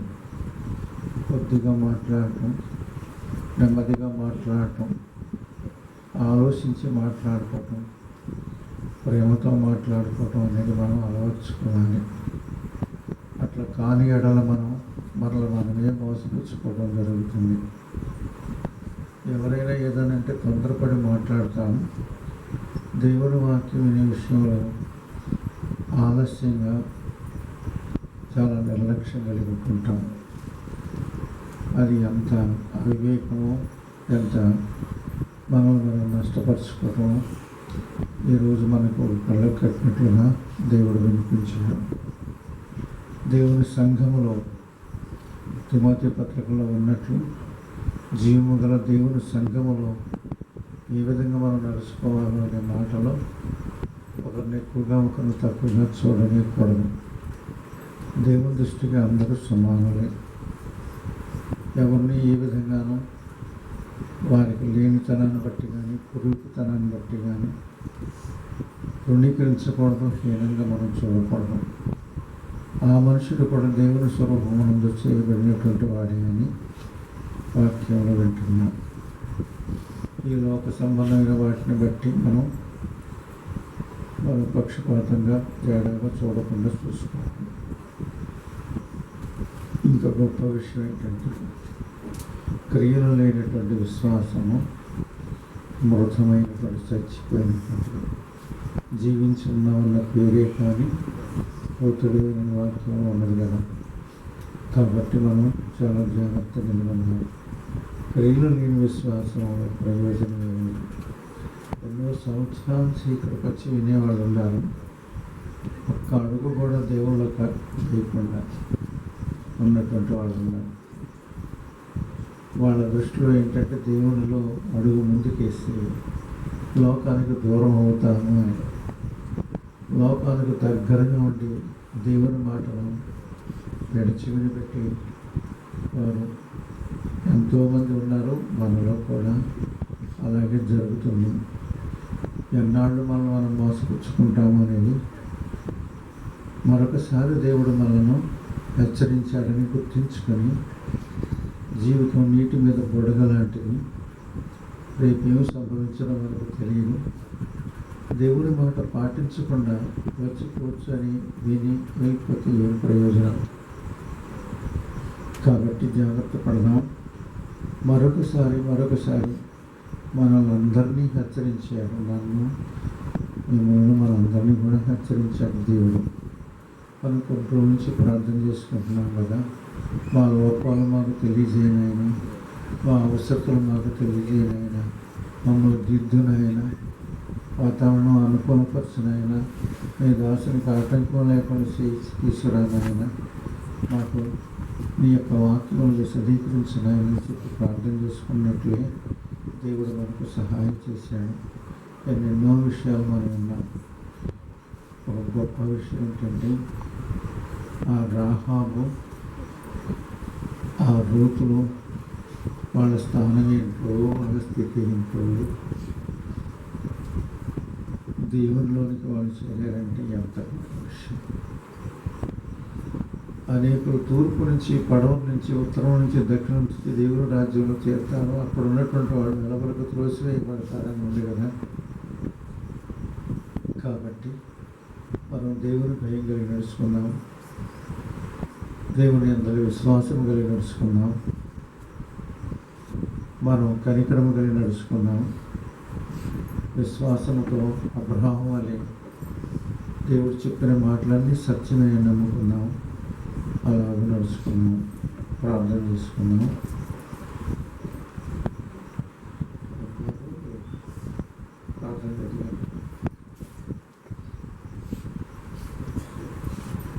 మనందరం ప్రార్థనలో ఉన్నాం.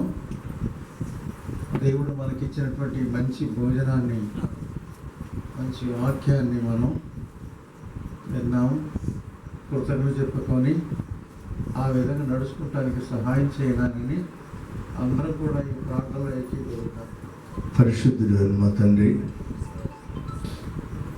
మంచి పరిశుద్ధమైన జీవితం కలిగి మేము జీవించాలని, మాలో ఉన్న లోపాలని విడిచిపెట్టి నీ వాక్యానుసారంగా జీవించాలని ఈ దాసంలో నుండి మాతో మీరు మాట్లాడారయ్యా. ఆ మాటలు మా హృదయాల్లో నీరు కట్టి ఫలింప చేయమని, నీ వాక్యానుసారమైన జీవితం కలిగి మేము జీవిస్తూ అనేకులకు నీ మాదిరి చూపించేవారుగా మమ్మల్ని బ్రతికించమని నీ సన్నిధిలో వేడుకుంటున్నారు. నన్ను రేపు పగలు, రేపు రాత్రి కూడా జరగనుగా ఈ దాసులు మీరు ఎత్తిపట్టి కావలసిన నీ వాక్కులు మమ్మల్ని అందించి మమ్మల్ని తెప్పరలు చేసి మరింతగా మమ్మల్ని పురుకొల్పమని యేసు దివ్యమైన నామములో అడుగుతున్నాం తండ్రి. ఆమేన్. మన తండ్రి అయిన దేవుని ప్రేమ, మన ప్రభువైన యేసుక్రీస్తు వారి యొక్క కృప, పరిశుద్ధాత్మ యొక్క నిత్య సన్నిధి, సమాధానం, శాంతి మనకు తోడుగా ఉండి విన్న వాక్యముల ప్రకారంగా నడుచుకుంటూ మనను పురుకులకు బలపరిచి నడిపించును గాక. ఆమేన్.